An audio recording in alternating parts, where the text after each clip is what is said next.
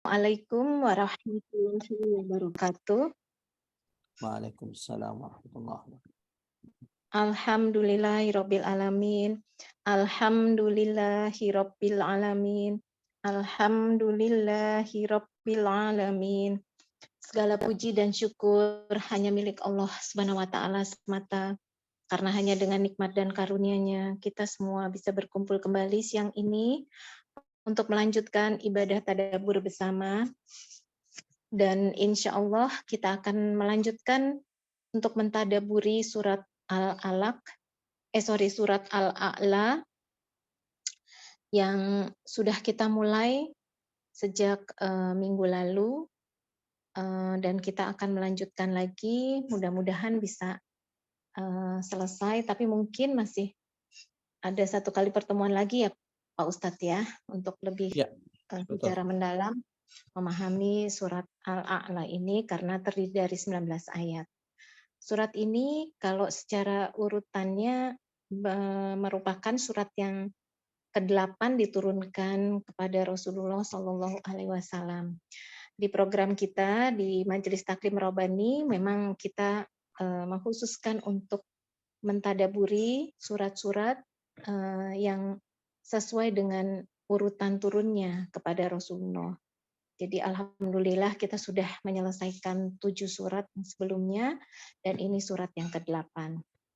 Mudah-mudahan kita semua diberikan nikmat keistiqomahan oleh Allah Subhanahu wa taala sehingga kita semua bisa mempertahankan ibadah ini secara rutin sampai akhir hayat nanti. Amin ya Amin. rabbal alamin. Amin ya rabbal alamin.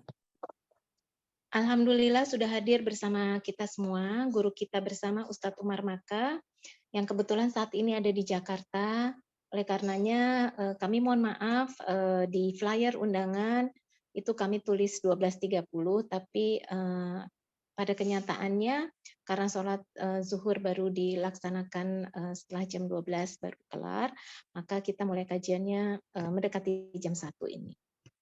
Oke, untuk menghemat waktu, mempersingkat waktu, maka kami persilahkan Ustadz Umar Maka untuk memulai kajian tadabbur siang ini. Tafadol Pak Ustadz. Ya, Masya Allah. Barakallahu fiik buat seluruh pengurus Majelis Taklim Rabbani dan seluruh jamaah yang telah bergabung.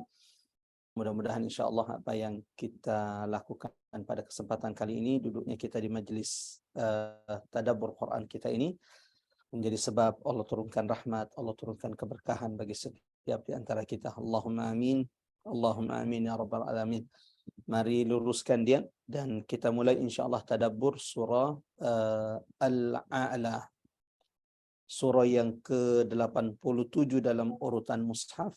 Adapun urutan turunnya surah ini kepada baginda Rasulullah sallallahu alaihi wasallam, maka surah ini adalah surah yang pertama-tama kali turun kepada Nabi sallallahu alaihi wasallam. Itu berarti apa yang Allah sampaikan, apa yang Allah turunkan di dalam surah ini di antara hal perkara yang pertama-tama kali Allah sampaikan, Allah beritakan, Allah turunkan, Allah sampaikan kepada kekasihnya Muhammad sallallahu alaihi wasallam dan orang-orang yang beriman saat itu bersama Nabi.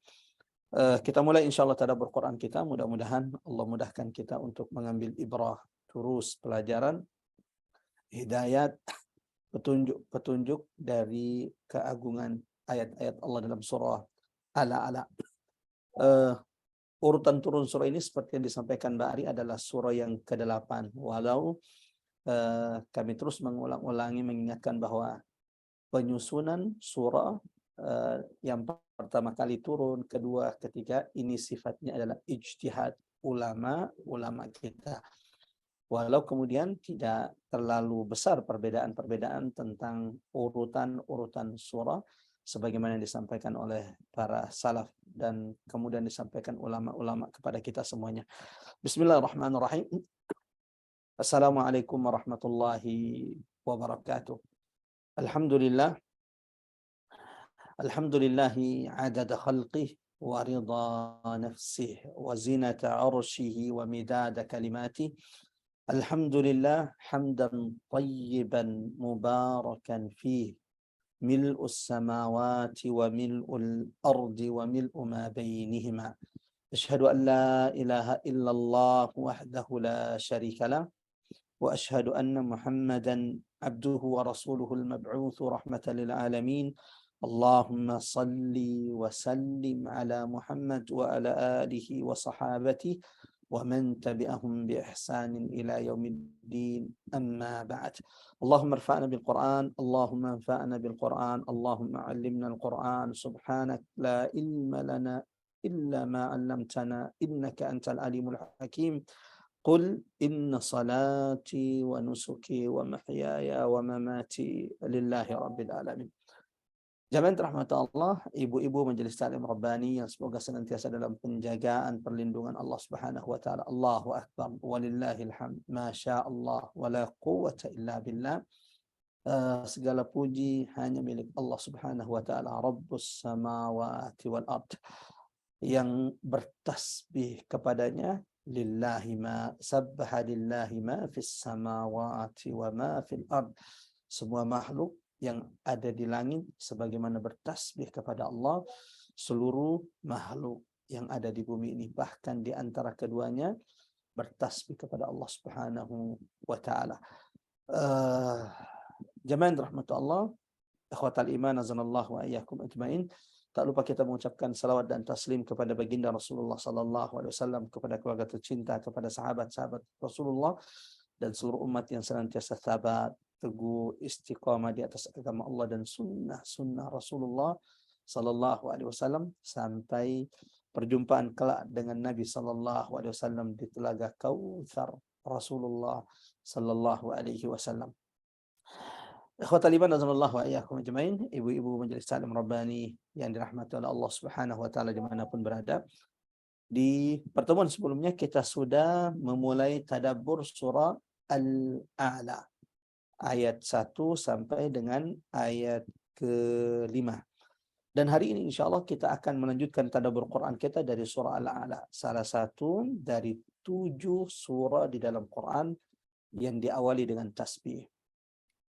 Ada 7 surah dalam Quran, dan bagi jamaah Majelis Taklim Rabbani Masya Allah yang dari awal mengikuti tadabbur ini di antara maklumat yang paling sering berulang-ulang bahwa di dalam Quran ada 7 surah diawali dengan tasbih yang disebut dengan Al-Musabbihat, surah-surah yang berawalkan tasbih kepada Allah. Dan itu ada 7 surah, salah satunya adalah surah Al-A'la yang kita tadabburi.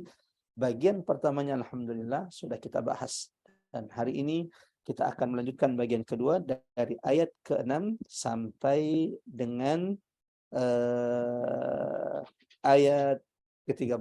Jadi dari ayat ke-6 sampai dengan ayat ke-13. Adapun sesi ketiga dan sesi penutup insyaallah akan kita bahas di pertemuan berikutnya jika Allah panjangkan dan Allah berkahi umur-umur kita semuanya.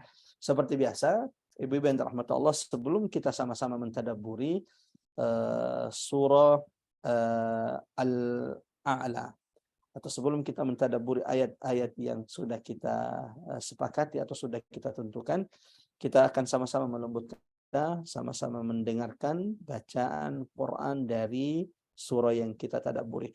Kita akan baca insyaallah ayat 6 sampai dengan ayat ke-13. Namun bagi seluruh jamaah yang dirahmati Allah yang ingin turut membaca, boleh silahkan ikut baca tanpa harus mengaktifkan mikrofonnya. Kalau yang kemudian tidak bisa membaca karena kondisi situasi, silahkan didengarkan baik-baik, dan mari niatkan yang terbaik untuk bacaan Quran kita dan apa yang kita dengarkan dari ayat-ayat Allah. Semoga ini menjadi pelembut hati-hati kita semuanya. Semoga bacaan-bacaan Quran kita ini menjadi sebab Allah bersihkan hati-hati kita. Mudah-mudahan ini menjadi sebab siapapun yang saat ini sedang sakit, Allah uji saat ini. Semoga bacaan Quran kita ini menjadi syifa, penyembuh, ruqyah bagi setiap di antara kita. Allahumma amin, Allahumma amin ya rabbal alamin. Sebagaimana Allah janjikan di dalam Quran surah Al-Isra, wa nunazzilu minal Qur'an ma huwa syifa, dan kami turunkan dari Al-Quran apa yang menjadi penyembuh dan rahmat bagi orang-orang yang beriman.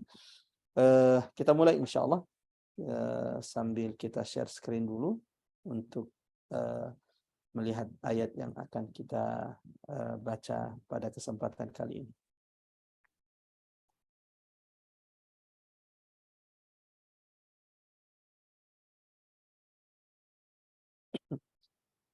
Ya, sekali lagi bahwa bagi yang ingin membaca boleh tanpa harus mengaktifkan mikrofon,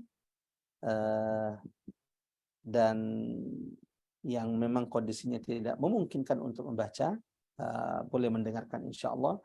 Orang yang mendengarkan bacaan Quran maka pahalanya seperti orang yang membaca Quran. A'udzu billahi minasy syaithanir rajim. Bismillahirrahmanirrahim. سنقذرك فلا تنسى سنقذرك فلا تنسى إلا ما شاء الله إنه يعلم الجهر وما يخفى ونيسرك لليسرى فذكر إن نفعت الذكرى سيذكر من يخشى ويتجنبها الأشقى الذي يصلى النار الكبرى ثم لا يموت فيها ولا يحيا صدق الله العظيم. اللهم ارحمنا بالقرآن. اللهم ارحمنا بالقرآن. Kami minta salah satu dari jamaah yang dirahmati Allah membacakan, atau dari panitia membacakan terjemahan ayat surah Al-A'la, surah ke-87 dalam urutan mushaf, sementara urutan turunnya adalah yang ke-8, ayat 6 sampai dengan ayat ke-13. Tafadhali, silakan. Bismillahirrahmanirrahim. A'udzu billahi minasyaitonir rajim. Bismillahirrahmanirrahim. Ayat 6. Kami akan membacakan Al-Qur'an kepadamu Muhammad sehingga engkau tidak akan lupa, kecuali jika Allah menghendaki. Sungguh Dia mengetahui yang terang dan yang tersembunyi. Dan kami akan memudahkan bagimu ke jalan kemudahan, mencapai kebahagiaan di dunia dan akhirat. Oleh sebab itu, berikanlah peringatan, karena peringatan itu bermanfaat. Orang yang takut kepada Allah akan mendapat pelajaran, dan orang yang celaka atau kafir akan menjauhinya, yaitu orang yang akan memasuki api yang besar atau neraka. Selanjutnya dia di sana tidak mati dan tidak pula hidup. Shadaqallahul azim. Allahu Akbar. Allahumma arhamna bil Quran, Allahumma arhamna bil Quran, Allahumma arhamna bil Quran. Barakallahu fikum bagi seluruh ibu-ibu yang dirahmati Allah yang sudah sama-sama membaca atau kemudian mendengarkan surah Al-A'la dari ayat ke-6 sampai ayat ke-13 yang insya Allah akan kita petik ibrah, pelajaran, tazkirah, peringatan-peringatan serta hidayat, petunjuk-petunjuk yang semoga Allah senantiasa mampukan kita mengamalkannya dalam kehidupan kita sehari-hari. Quran tidak diturunkan hanya untuk sekedar dibaca. Quran tidak diturunkan hanya menjadi sekedar berlibur lara bagi siapapun yang saat ini sedang kesulitan, yang sedang bersedih, lalu kemudian dia mengambil Quran, lalu kemudian tiba-tiba meneteskan air mata, Allah tenangkan hatinya. Tidak, Quran itu tidak diturunkan sampai di situ. Akan tetapi lebih dari itu, Quran Allah turunkan agar ia menjadi petunjuk terbaik bagi orang-orang yang beriman. Dzalikal kitabu, itulah Alkitab, yaitu Al-Quran, la raiba fihi. Tidak ada keraguan sedikit pun di dalam Al-Quran. Hudan lil muttaqin. Bahkan jemaah rahmatullah Allah Subhanahu wa taala, Allah tegaskan di surah yang lain, dalam surah Al-Isra, inna hadzal Quran, sesungguhnya Quran ini yang diturunkan Allah kepada baginda Rasulullah, yahdi, menunjukkan kepada apa? Yahdi lillati hi aqwam, menunjukkan kepada jalan yang paling lurus. di sisi Allah Subhanahu wa taala. Jamaah rahmatullah, di pertemuan sebelumnya ada banyak ibrah, pelajaran, tazkirah, hidayah yang sudah kita petik dari surah Al-A'la. Keutamaan tasbih kepada Allah Subhanahu wa taala. Senantiasa bertasbih subhanallah wa bihamdihi subhanallahil azim. Baik bertasbih dalam lisan atau ucapan, ataupun kemudian bertasbih mensucikan Allah dalam perilaku dan perbuatan kita. Berulang-ulang di dalam Al-Quran, Allah menegaskan bagaimana seluruh makhluk, baik yang ada di langit ataupun yang ada di bumi, senantiasa bertasbih kepada Allah. Sebagaimana ada banyak dalil hadis baginda Rasulullah Sallallahu Alaihi Wasallam yang menjelaskan tentang keutamaan tasbih. Allahu Akbar. Allah tegaskan dalam Quran bagaimana tasbih merupakan ibadah seluruh makhluk. Ibadah seluruh makhluk. Tidak ada makhluk kecuali bertasbih.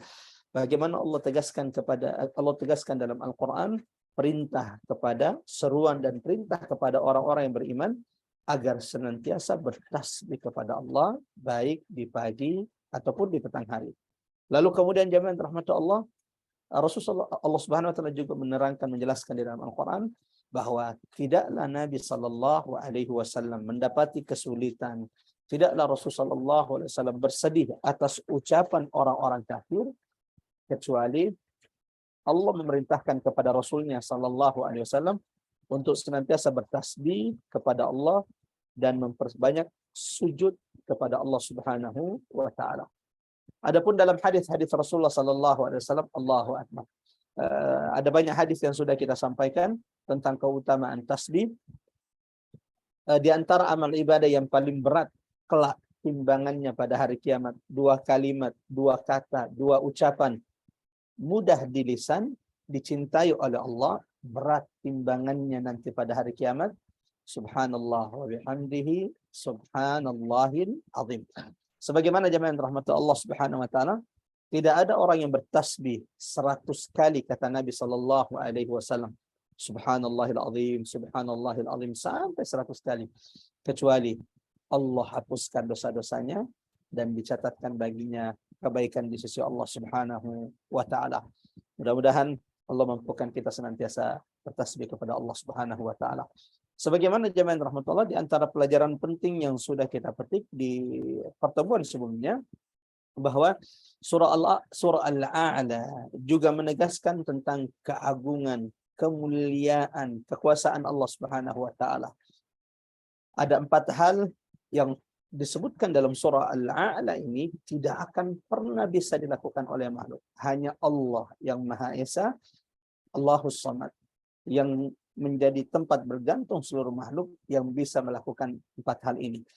Alladzi khalaqa, menciptakan, fasawwa, menyempurnakan ciptaannya. Adapun pekerjaan-pekerjaan manusiawi mesti ada celah. Sementara ciptaan Allah tidak akan pernah ada celah kita temukan. Yang ketiga, walladzi qaddara, hanya Allah yang Maha Kuasa menentukan kadar timbangan dari setiap ciptaan dan makhluknya. Yang keempat, jemaah rahmatullah Allah Subhanahu wa taala, fahada, hanya Allah Subhanahu wa taala yang Maha Kuasa memberikan hidayah, petunjuk kepada seluruh makhluk-makhluknya. Allahu akbar.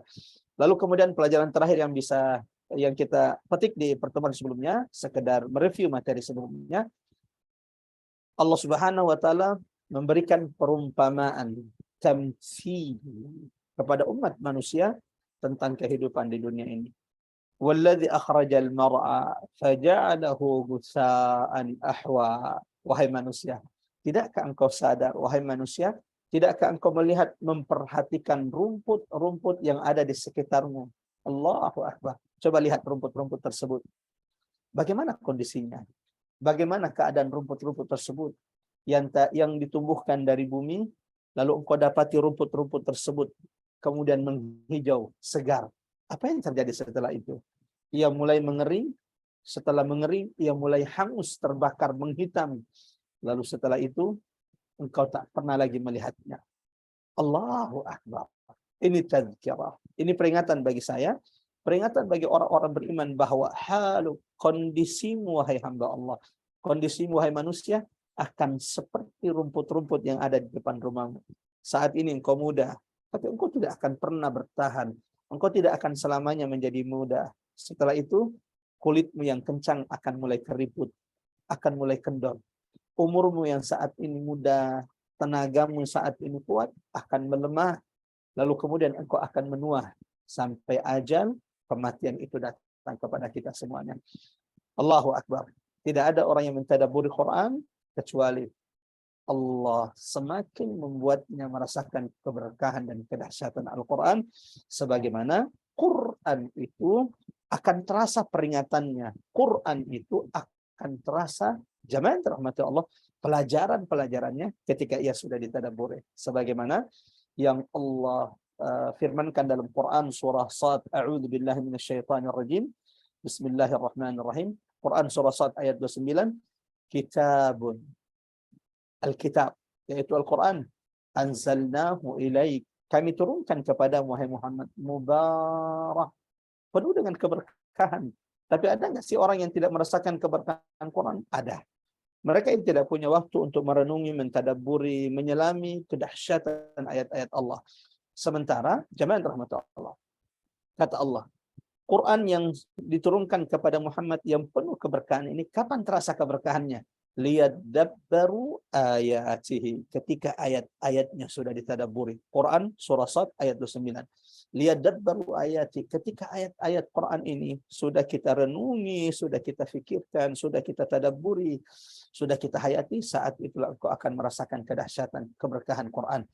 Lalu kata Allah, waliyatadzakkara ulul albab, dan agar orang-orang yang berakal mengambil pelajaran, peringatan dari ayat-ayat Allah Subhanahu wa taala. Ayat ini jamaah rahmatullah ikhwatal iman azanallahu wa iyyakum ajmain. Quran surah Sad ayat 29 memberikan kita dua pesan. Bahwa Quran akan terasa keberkahannya ketika ditadabburi.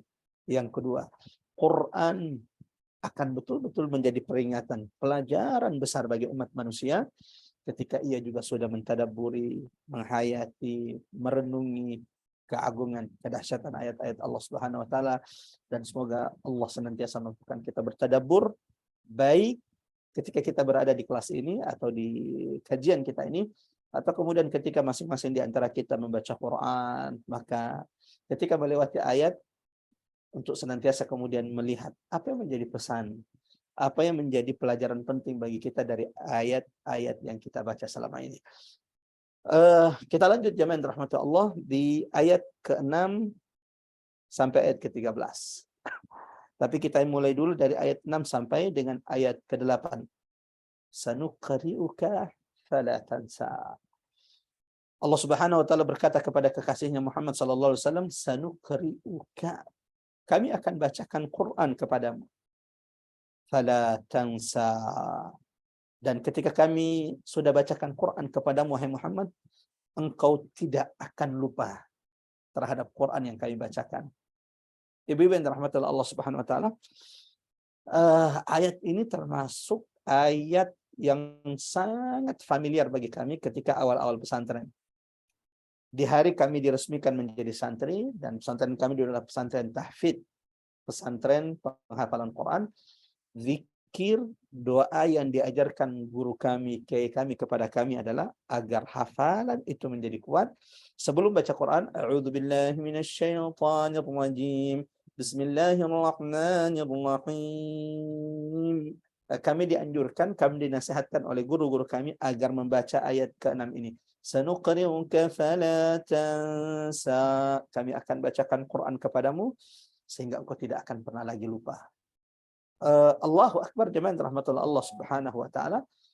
Apakah ini boleh diamalkan jamaah rahmatullah? Ini boleh saja kemudian dijadikan wirid supaya bacaan hafalan Quran kita itu tidak kita lupakan, sehingga kita berdoa kepada Allah dengan menjadikan ayat ke-6 ini sebagai doa zikir kita.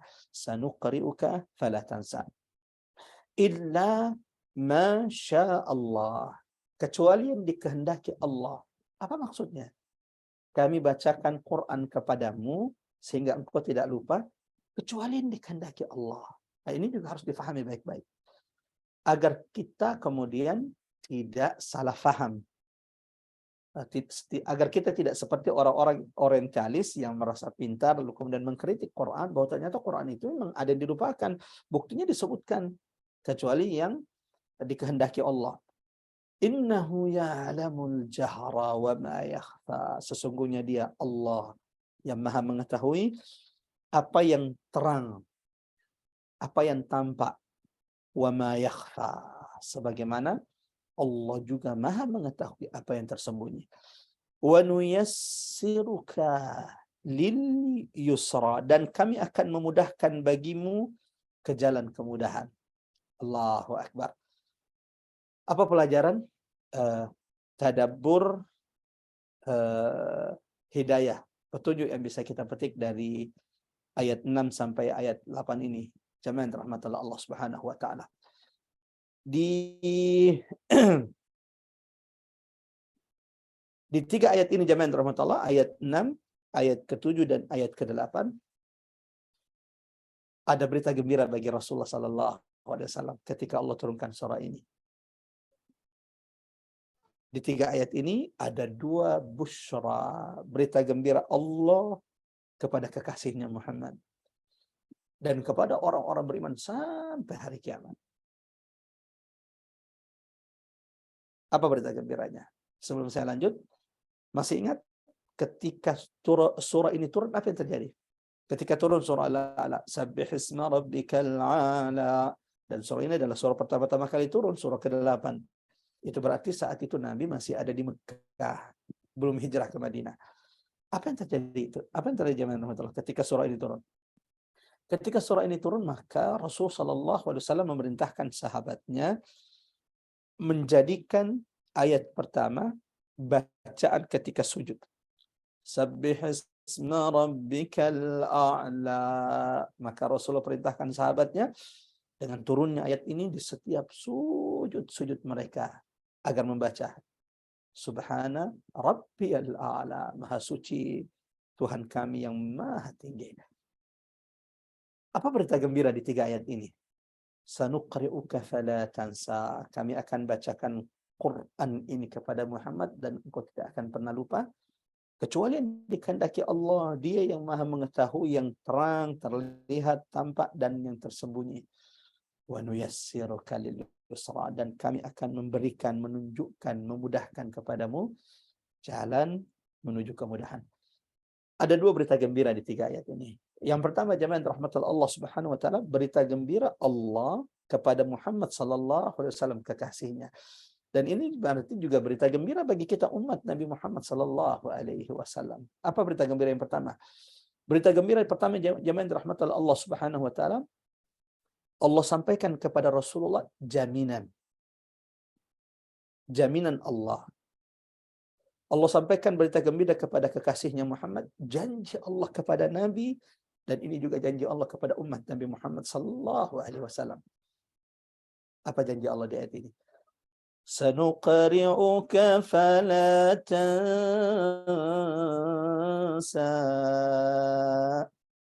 Al-Quran tidak akan pernah dilupakan. Allahu Akbar. Allahu Akbar. Kecuali kalau sudah mendekati kiamat. Quran akan diangkat dari dada-dada orang yang beriman. Quran, mohon maaf, Quran akan diangkat dari muka bumi ini. Salah ya, jadi bukan dada orang beriman. Quran akan diangkat Allah dari muka bumi ini. Sehingga manusia mencari ustadz untuk mengajarkan Quran, manusia mencari orang untuk mengajarkan Quran. Orang sudah nggak ada ya. Karena manusia juga sudah rusak saat itu. Itu artinya, kalau sudah tidak ada Quran di tengah manusia, sudah tidak ada keberkahan. Lihat, perhatikan jamaah yang dirahmati Allah, ibu-ibu yang dirahmati Allah. Ini nasihat dari seorang adik kepada kakaknya.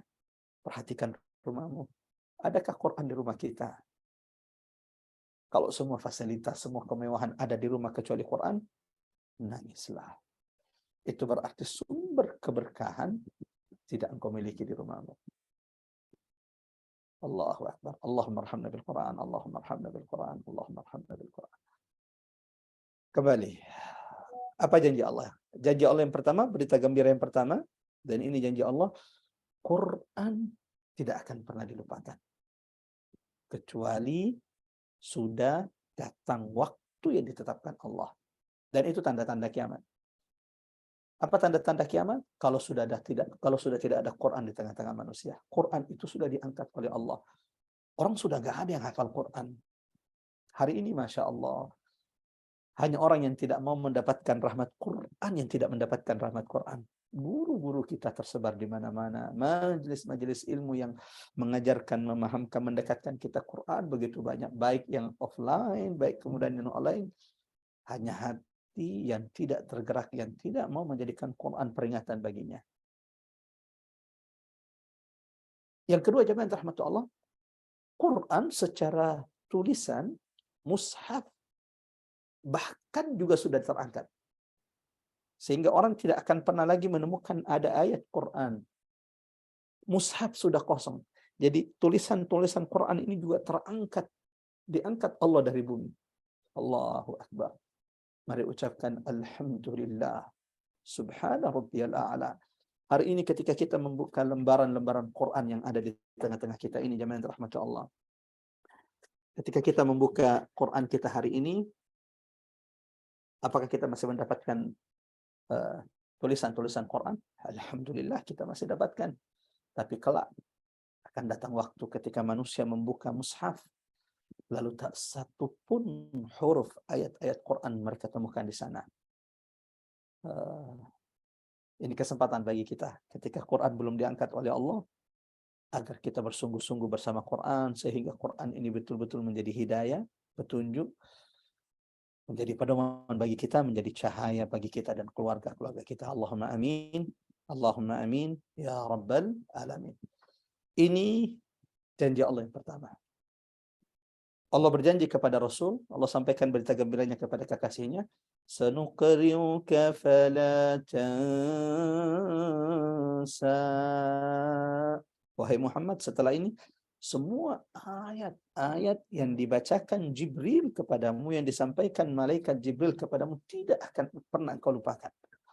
Maka ini jaminan rahmat Allah dari Allah bahwa wahyu tidak akan pernah dilupakan baginda Rasul sallallahu alaihi wasallam. Sehingga kalau kemudian ada tuduhan-tuduhan orientali, tuduhan-tuduhan orang kafir mengatakan bahwa Quran ini sudah banyak kerusakan karena Nabi Muhammad itu hafalannya tidak mungkin dia bisa menghafal semuanya, lalu kemudian Allahu Akbar. Kalian tidak membaca ayat ini dalam surah Al-A'la. Janji Tuhan kami kepada kekasihnya Muhammad, sanukri'uka. Semenjak turunnya wahyu pertama Al-Alaq, Iqra bismi rabbikal ladzi khalaq. Maka semenjak itulah Allah jamin Quran itu tidak akan dilupakan oleh Rasulullah sallallahu alaihi wasallam. Tidak hanya tidak dilupakan oleh Nabi sallallahu alaihi wasallam. Jadi Nabi Muhammad kenapa bisa mengajari semua sahabatnya? Ya karena Nabi setelah diajarkan Jibril, setelah disampaikan wahyu itu oleh Jibril, tidak akan pernah dilupa oleh Nabi. Allah sudah menyiapkan dada Rasulullah sallallahu alaihi wasallam. Bahkan kalau kita mengkaji sirah nabawiyah Rasul sallallahu alaihi wasallam, bagaimana Allah menyiapkan dada Rasulullah untuk diturunkan kepadanya Quran. Allahu Akbar. Allah tegaskan dalam Al-Quran, la yamassuhu illa al-mutahharun. Al-Quran ini tidak akan pernah disentuh kecuali mereka yang sudah dibersihkan, disucikan oleh Allah Subhanahu wa taala.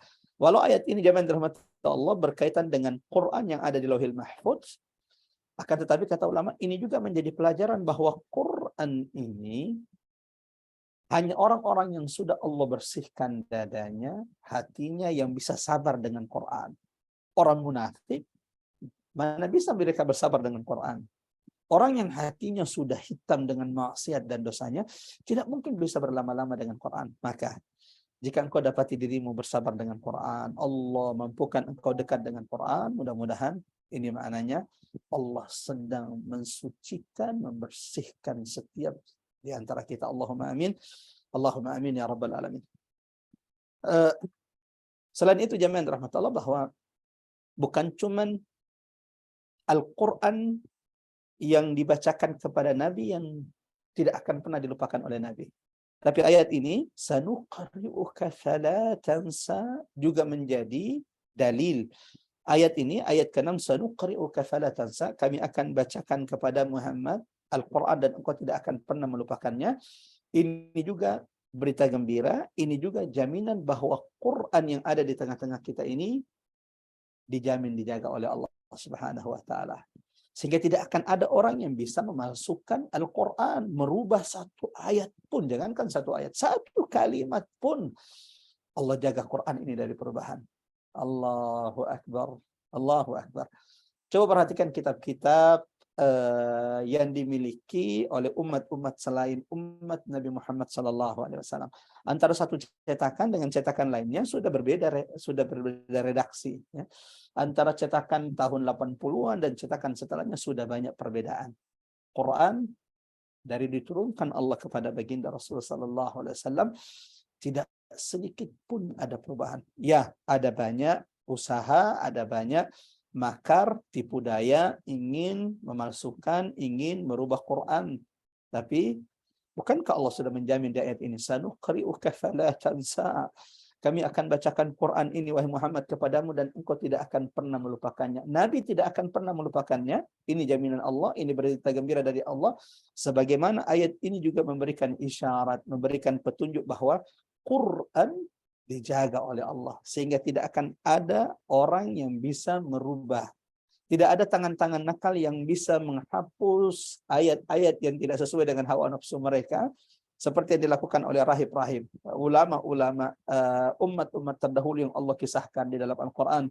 Fawailul lahum mimma katabat aydihim wa wailul lahum mimma yaksibun. Seperti orang-orang Yahudi yang merubah ayat-ayat Allah sesuai dengan hawa nafsu mereka. Celaka. Apa yang ditulis oleh tangan-tangan mereka, kata Allah, dan celaka apa yang mereka perbuatkan. Allahu Akbar. Jadi Quran ini dijamin oleh Allah, tidak akan pernah berubah. Tidak akan ada yang bisa kemudian melakukan makar untuk kemudian merubah atau kemudian memalsukan ayat-ayat Allah Subhanahu wa taala. Bahkan jangankan satu ayat, satu kalimat. Ada kasus zaman rahmat Allah. Halo? Ya. Oh ya.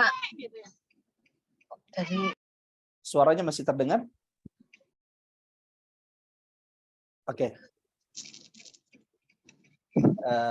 Cek Bari atau siapapun jamaah, apakah suaranya masih terdengar? Terdengar Pak Ustadz, Oh, iya. masih terdengar. Masya Allah. Soalnya saat ini di tempat kami sedang hujan di Jakarta Selatan, Ampera.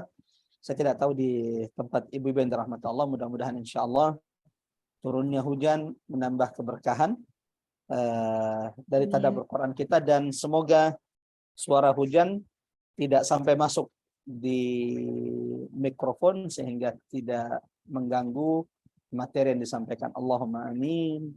Allahumma amin ya rabbal alamin.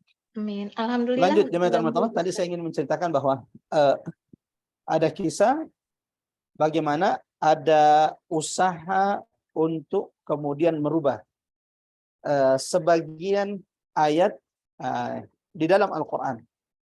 Dan kisah ini terjadi di Mesir ketika ada usaha untuk kemudian merubah firman Allah dalam Quran surah Al-Baqarah ayat 120.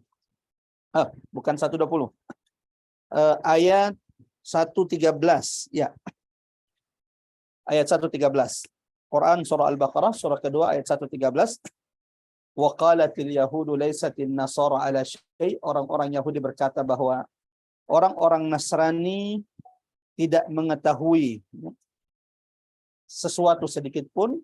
Wa qalatin nasara, dan orang-orang Nasrani juga berkata orang-orang Yahudi tidak memiliki sesuatu atau tidak memiliki pegangan, tidak ada landasannya. Yang dirubah itu adalah menghilangkan kata laisa. Jadi kata laisa itu dihilangkan. Dua kata laisat di ayat ini dihilangkan. Sehingga bacanya adalah wa qalatil yahudun nasara ala syai'. Berkatalah Yahudi bahwa Nasrani itu punya pegangan. Yang aslinya Yahudi berkata Nasrani tidak punya pegangan. Kata laisat berarti tidak itu dihapus. Sebagaimana di berikutnya, wa qalatin nasara laisatil yahudu ala syai'. Orang Nasrani berkata bahwa Yahudi itu tidak punya pegangan. Kata laisat, tidak punya, ini juga dihilangkan. Dan tahukah kita yang pertama kali menemukan kesalahan ayat ini adalah seorang anak kecil yang menghafal Quran ketika dia mendatangi orang tuanya lalu memperlihatkan Quran yang dia baca, lalu ditemukan bahwa ada kalimat yang sudah hilang. Dan itu maknanya fatal dan merubah makna dari Al-Quran. Ini hanya sedikit dari sekian banyak bukti bagaimana Allah menjamin Al-Quran. Sebagaimana jamaah rahmatullah dalam Quran surah Al-Hijr ayat 9, Allah Subhanahu wa taala menegaskan, Quran surah Al-Hijr ayat 9, Allah menegaskan di ayat ini, a'udzu billahi minasyaitonir rajim. Bismillahirrahmanirrahim. Inna nahnu nazzalna dzikra wa inna lahu lahafizun. Sesungguhnya kami yang telah menurunkan adz-dzikra, yaitu Al-Quran, wa inna lahu lahafizun. Lalu kemudian Allah berfirman, dan sesungguhnya kami yang akan lahafizun, yang akan menjaga Al-Quran yang diturunkan Allah kepada Rasulullah sallallahu alaihi wasallam. Di antara bentuk penjagaan Allah, jadi Allah menjamin Quran tidak akan pernah dilupa oleh Nabi Muhammad sallallahu alaihi wasallam. Sanuqri'uka fala tansa. Lalu kemudian yang kedua, Allah menjamin Quran tidak akan pernah bisa dirubah oleh tangan-tangan nakal. Termasuk dalilnya ayat ini, Quran surah Al-A'la ayat ke-6, sebagaimana Allah tegaskan bahwa Quran akan terjaga sampai menjelang hari kiamat. Sebagaimana Allah tegaskan dalam Quran surah Al-Hijr ayat 9, a'udzu billahi minasyaitonir rajim. Inna nahnu nazzalna dzikra, sesungguhnya kami yang telah menurunkan Al-Quran, wa inna lahu lahafizun. Nah, yang ketiga jamaah rahmatullah, tidak dilupa oleh Nabi, dijamin dijaga oleh Allah Subhanahu wa taala. Al-Quran tidak akan ada yang bisa merubahnya. Allah yang akan memperlihatkan, Allah yang akan menghancurkan setiap makar-makar yang ingin merubah Al-Quran. Yang ketiga jemaah rahmatullah, di antara bentuk penjagaan Allah terhadap Al-Quran adalah mudahnya Al-Quran untuk dihafal. Kalau saya boleh bertanya kepada jemaah rahmatullah Allah Subhanahu wa taala, silakan dijawab di kolom chat. Menghafal Quran itu mudah atau sulit? Tolong dibantu jawab. Menghafal Quran itu mudah atau sulit? Silakan. Insya Allah mudah. Ini berarti sudah hafal 30 juz ini ya, Masya Allah. Ada jawaban lain? Jamaah yang terhormat, menghafal Quran itu mudah atau sulit? Kita tunggu 3 jawaban. Kalau sudah ada 3 jawaban, Mbak Ipeng Marjono, sulit Pak Ustadz. Masya Allah. 1 jawaban lagi. Mbak Emi Merawati, insya Allah kalau niat dimudahkan. Kalau ada niat, insya Allah dimudahkan. Mbak Ani Aryani sedang berusaha. Saya doakan yang sulit dimudahkan Allah. Yang mengatakan mudah, semoga semakin dimudahkan Allah. Yang sedang berusaha, semoga Allah mudahkan. Mbak Faulina, kalau fokus sih ya mudah, tapi kalau nggak fokus ya sulit juga Ustaz. Allahu Akbar. Jamaah rahmatullah. Ini Quran. Maka setelah ini jangan pernah ada sedikit pun keraguan.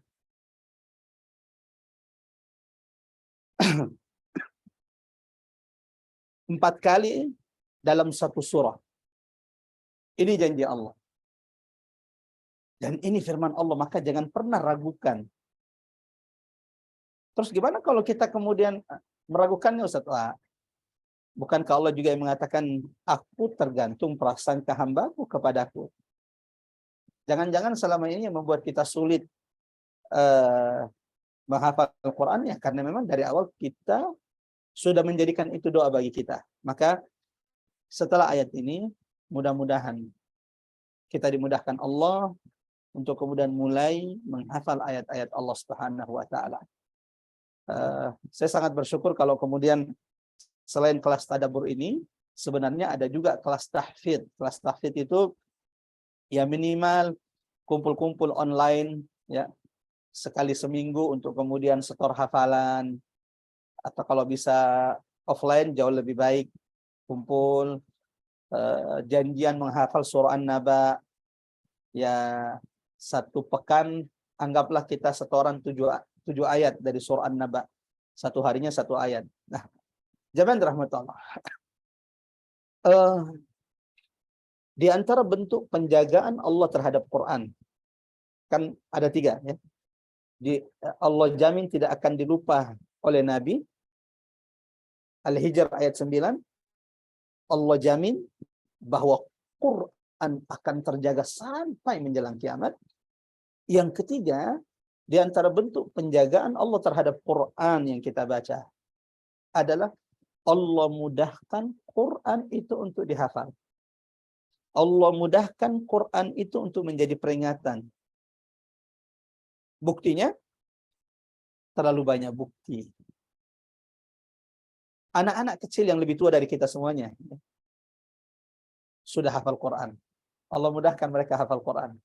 Tinggal kemudian dipikir-pikir, kenapa ya kita yang sudah tua, yang sudah mulai udur ini kok susah baca hafal Quran, tapi kok anak-anak kecil yang di TV, di Trans TV, di acara Hafidz Quran, atau kemudian di RCTI, dan ada banyak anak-anak kita di Indonesia yang Masya Allah hafal Quran. Ada Musa yang dari umur 5 tahun sudah hafal 30 juz. Musa, anak kecil 5 tahun sudah hafal Quran 30 juz.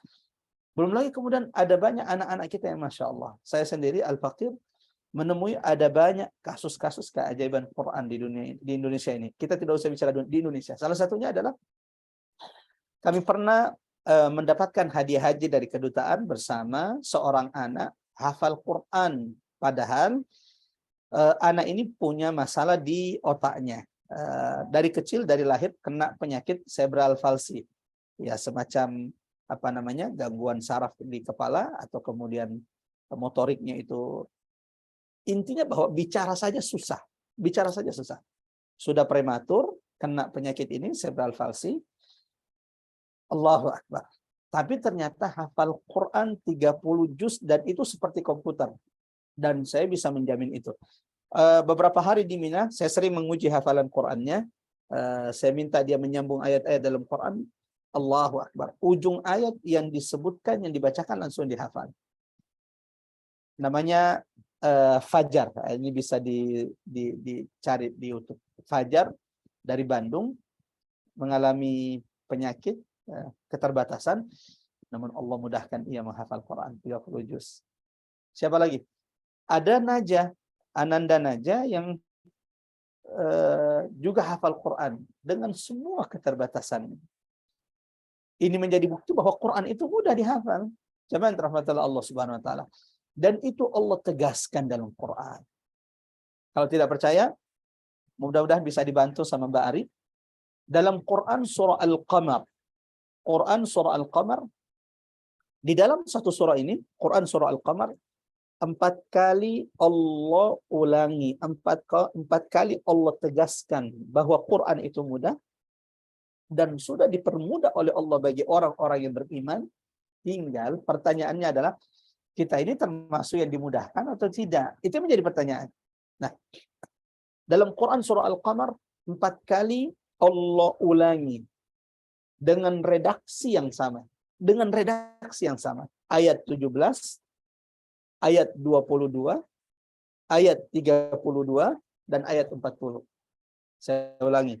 Quran surah Al-Qamar ayat 17, ayat 22, ayat 32, yang keempat adalah ayat 40. Dan ini di satu surah yang sama. Uniknya lagi, jamaah yang dirahmati Allah, dengan redaksi yang sama. Kita coba baca. Di ayat 17, Allah berfirman, وَلَقَدْ يَسَّرْنَا الْقُرْآنَ لِلذِّكْرِ فَهَلْ مِن مُدَّكِرٍ. Dan sesungguhnya, Qad, dan sesungguhnya, sungguh telah kami mudahkan Quran itu lidzikri, untuk menjadi peringatan. Fahal min mudzakir, adakah orang yang mau sungguh-sungguh menjadikan Quran ini peringatan baginya. Ini ayat 17. Kita coba cek ayat 22. وَلَقَدْ يَسَّرْنَا الْقُرْآنَ لِلذِّكْرِ فَهَلْ مِن مُدَّكِرٍ. Redaksi ayatnya persis dan sama. Dan sungguh telah kami mudahkan Quran itu menjadi peringatan, maka fahal min mudzakir, adakah orang-orang yang tergerak, adakah orang-orang yang sungguh-sungguh mau menjadikannya peringatan? 2. Yang ketiga ayat 32.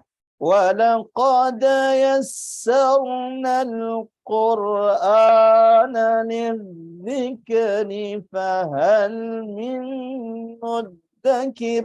Lagi-lagi redaksi ayat ketiga dua ini sama dengan ayat 22 dan 17.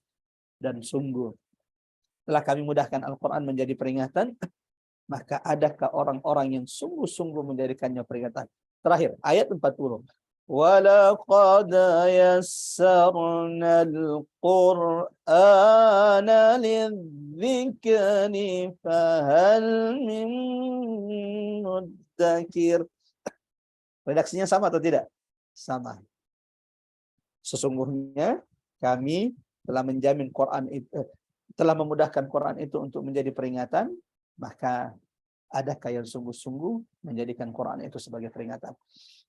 Kata kuncinya, kesimpulannya, Quran itu mudah.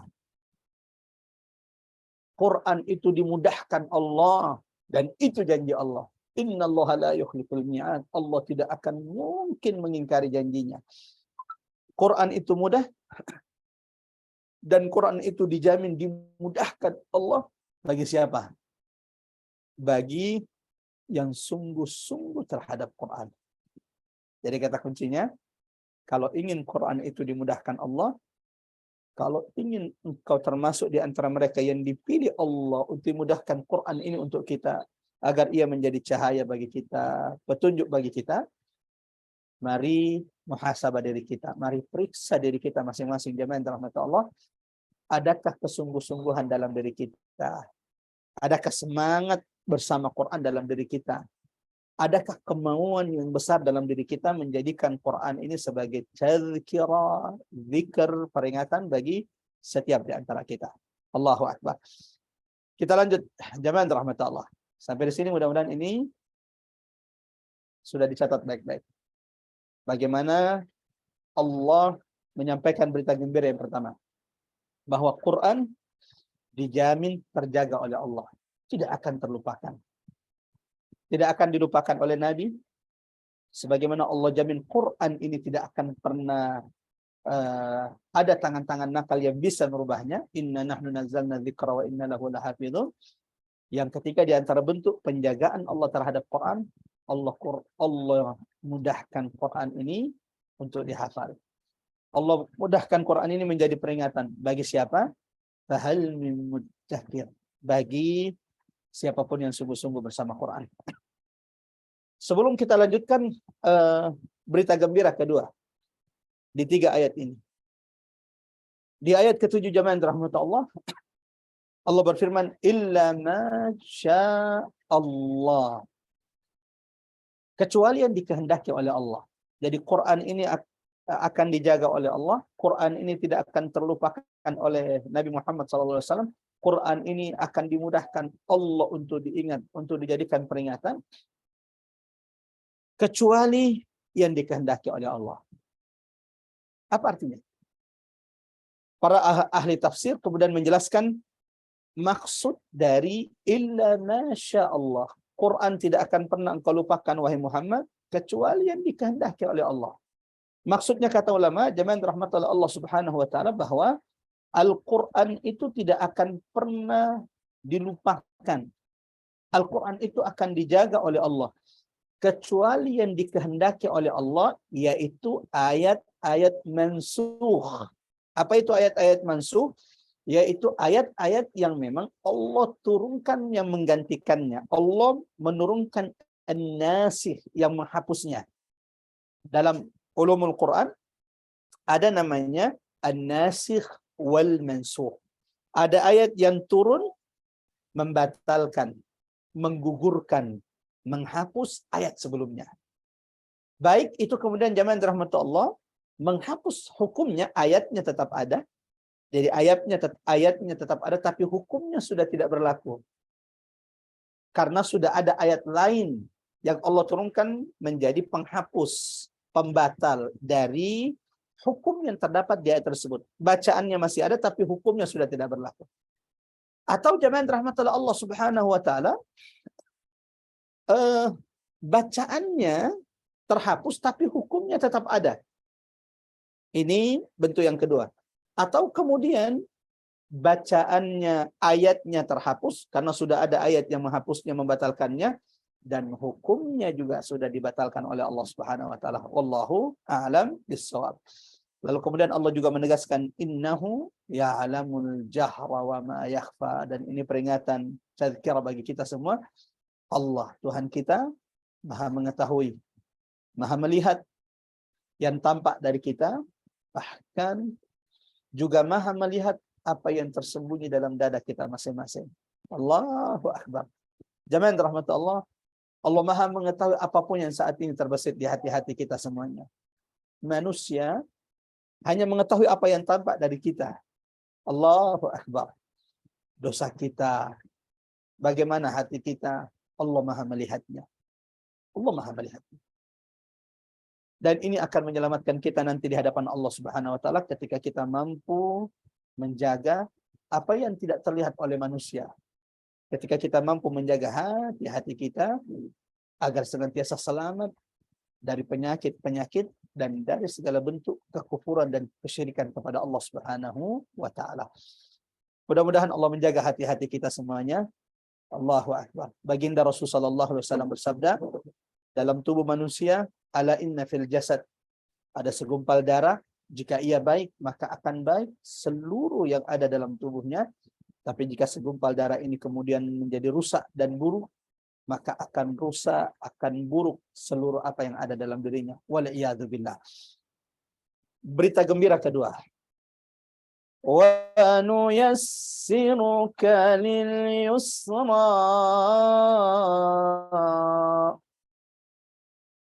Berita gembira keduanya jemaah yang dirahmati Allah Subhanahu wa taala, Allah berjanji kepada Rasul sallallahu alaihi wasallam kekasihnya, sebagaimana ini janji Allah kepada umat Nabi Muhammad sallallahu alaihi wasallam, bahwa Allah akan memudahkan kebaikan bagi Nabi dan kebaikan bagi kita umat Nabi Muhammad sallallahu alaihi wasallam. Allahu Akbar. Sehingga tidak ada alasan bagi umat Nabi kemudian untuk beralasan di hadapan Allah kelak pada hari kiamat, ya Allah, aku tidak bisa melakukan kebaikan, aku tidak bisa memperbanyak amal soleh karena amal soleh sulit-sulit, susah-susah. Ini janji Allah. Ini jaminan Allah kepada baginda Rasul dan kepada umat Nabi Muhammad sallallahu alaihi wasallam. Wa nuyassiruka lil yusra. Allahu Akbar. Wahai Muhammad, sesungguhnya kami telah memberikan kemudahan bagimu, dan ini juga adalah kemudahan bagi umatmu wahai Muhammad untuk jalan kemudahan, melakukan kebaikan, melakukan ketaatan, melakukan amal soleh di sisi Allah Subhanahu wa taala. Ingin bersedekah, tapi Allah tidak mengkaruniakan kepada kita kelapangan dalam rezeki, bukan berarti kita tidak bisa bersedekah. Allahu Akbar. Senyum di wajah di hadapan saudara kita, kata Nabi sallallahu alaihi wasallam, bagian dari bersedekah. Tabassumuka fi wajhi akhika sadaqah. Apalagi kita tidak bisa seperti fulan, tetangga kita, sahabat kita yang mudah bersedekah karena Allah lapangkan rezeki. Allahu Akbar. Ada zikir, ada doa-doa yang diajarkan Nabi sallallahu alaihi wasallam, yang barang siapa yang membaca doa ini, Allahu Akbar. Allah catatkan 1000 kebaikan baginya. Apa itu? Tasbih. Tidak ada orang yang bertasbih 100 kali dalam sehari kecuali kata Nabi SAW, Allah Allah akan catatkan baginya 1000 kebaikan, sebagaimana Allah akan hapuskan baginya 1000 kesalahannya. Subhanallah wa bihamdihi berapa kali? Mi'ata marrah. 100 kali. Jamaah rahmat Allah Subhanahu wa taala, akhwatal iman azanallahu wa iyyakum ajmain. Wa nuyassiruka lil yusra. Kami akan memudahkan bagimu wahai Muhammad dan bagi umatmu kepada jalan kemudahan. Sahabat Nabi SAW Abdullah ibnu Abbas berkata, makna ayat ini adalah, maksudnya adalah ayat ini menjadi janji Allah kepada Nabi Muhammad dan kepada umatnya dimudahkan melakukan kebaikan. Ini tafsir sahabat Nabi Abdullah ibnu Abbas. Wa nuyassiruka lil yusra, artinya ini berita gembira, ini jaminan Allah kepada kita, kepada kekasihnya Muhammad, bahwa Nabi Muhammad dan umatnya dimudahkan Allah melakukan kebaikan. Abdullah ibnu Mas'ud juga sahabat Nabi SAW ketika menafsirkan ayat ini, wa nuyassiruka lil yusra, dan kami telah mudahkan bagi wahai Muhammad kepada jalan kemudahan. Ibnu Abbas tadi apa? Kata Ibnu Abbas, maksud ayat ini adalah Allah memudahkan Nabi dan umatnya melakukan kebaikan. Abdullah ibnu Mas'ud menafsirkan ayat ini yang tafsirannya itu membuat kita, Allahu Akbar, jamaah rahmat Allah, tersenyum, bahagia, memuji Allah, alhamdulillah, ketika mendengarkan apa yang disampaikan sahabat Nabi Abdullah bin Mas'ud tentang makna ayat ini. Wa nuyassiruka lil yusra. Ini janji Allah, ini berita gembira dari Allah kepada kita semua.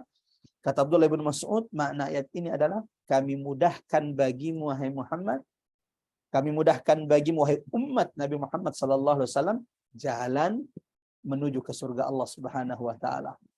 Jadi bukan cuma jalan kebaikan, jalan memperbanyak amal soleh dimudahkan oleh Allah bagi kita, tapi ternyata wa nuyassiruka lil yusra. Kata Abdullah bin Mas'ud, ayat ini menjadi jaminan, ayat ini menjadi berita gembira bagi kita bahwa Allah juga memudahkan jalan ke surga Allah bagi Nabi Muhammad dan umat Nabi Muhammad sallallahu alaihi wasallam.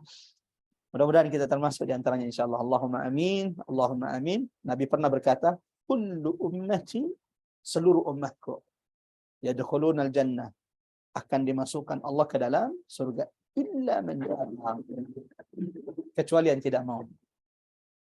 Ada yang tidak mau masuk surga di sini? Angkat tangan. Enggak ada yang tidak mau masuk. Semua kita masuk surga. Dan ternyata wa nuyassiruka lil yusra. Ayat ini di antara maknanya adalah Allah telah memudahkan jalan ke surga bagi setiap umat Nabi Muhammad sallallahu alaihi wasallam.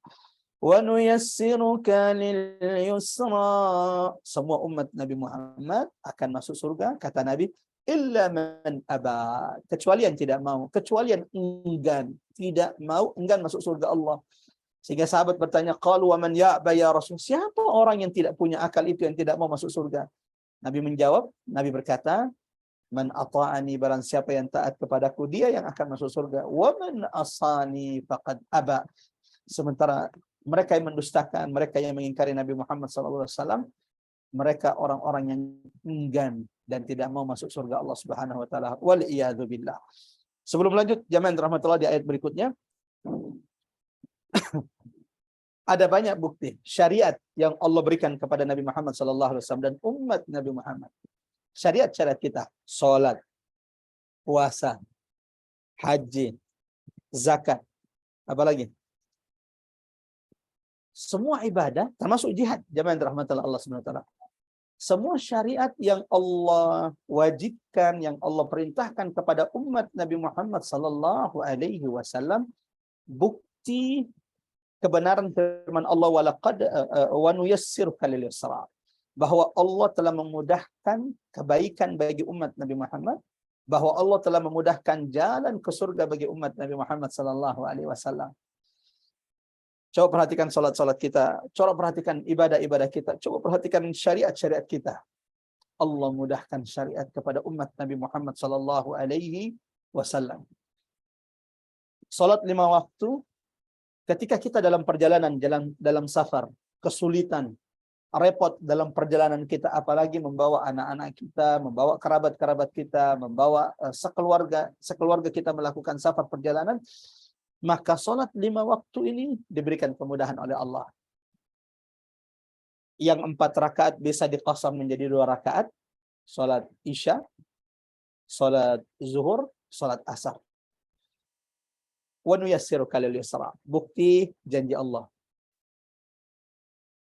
Bukan cuman qasar, bukan cuman mengqasar, meringkas salat, bahkan ketika kita dalam safar, wa nuyassiruka lil yusra. Kami mudahkan bagimu jalan kebaikan wahai Muhammad, wahai umat Muhammad.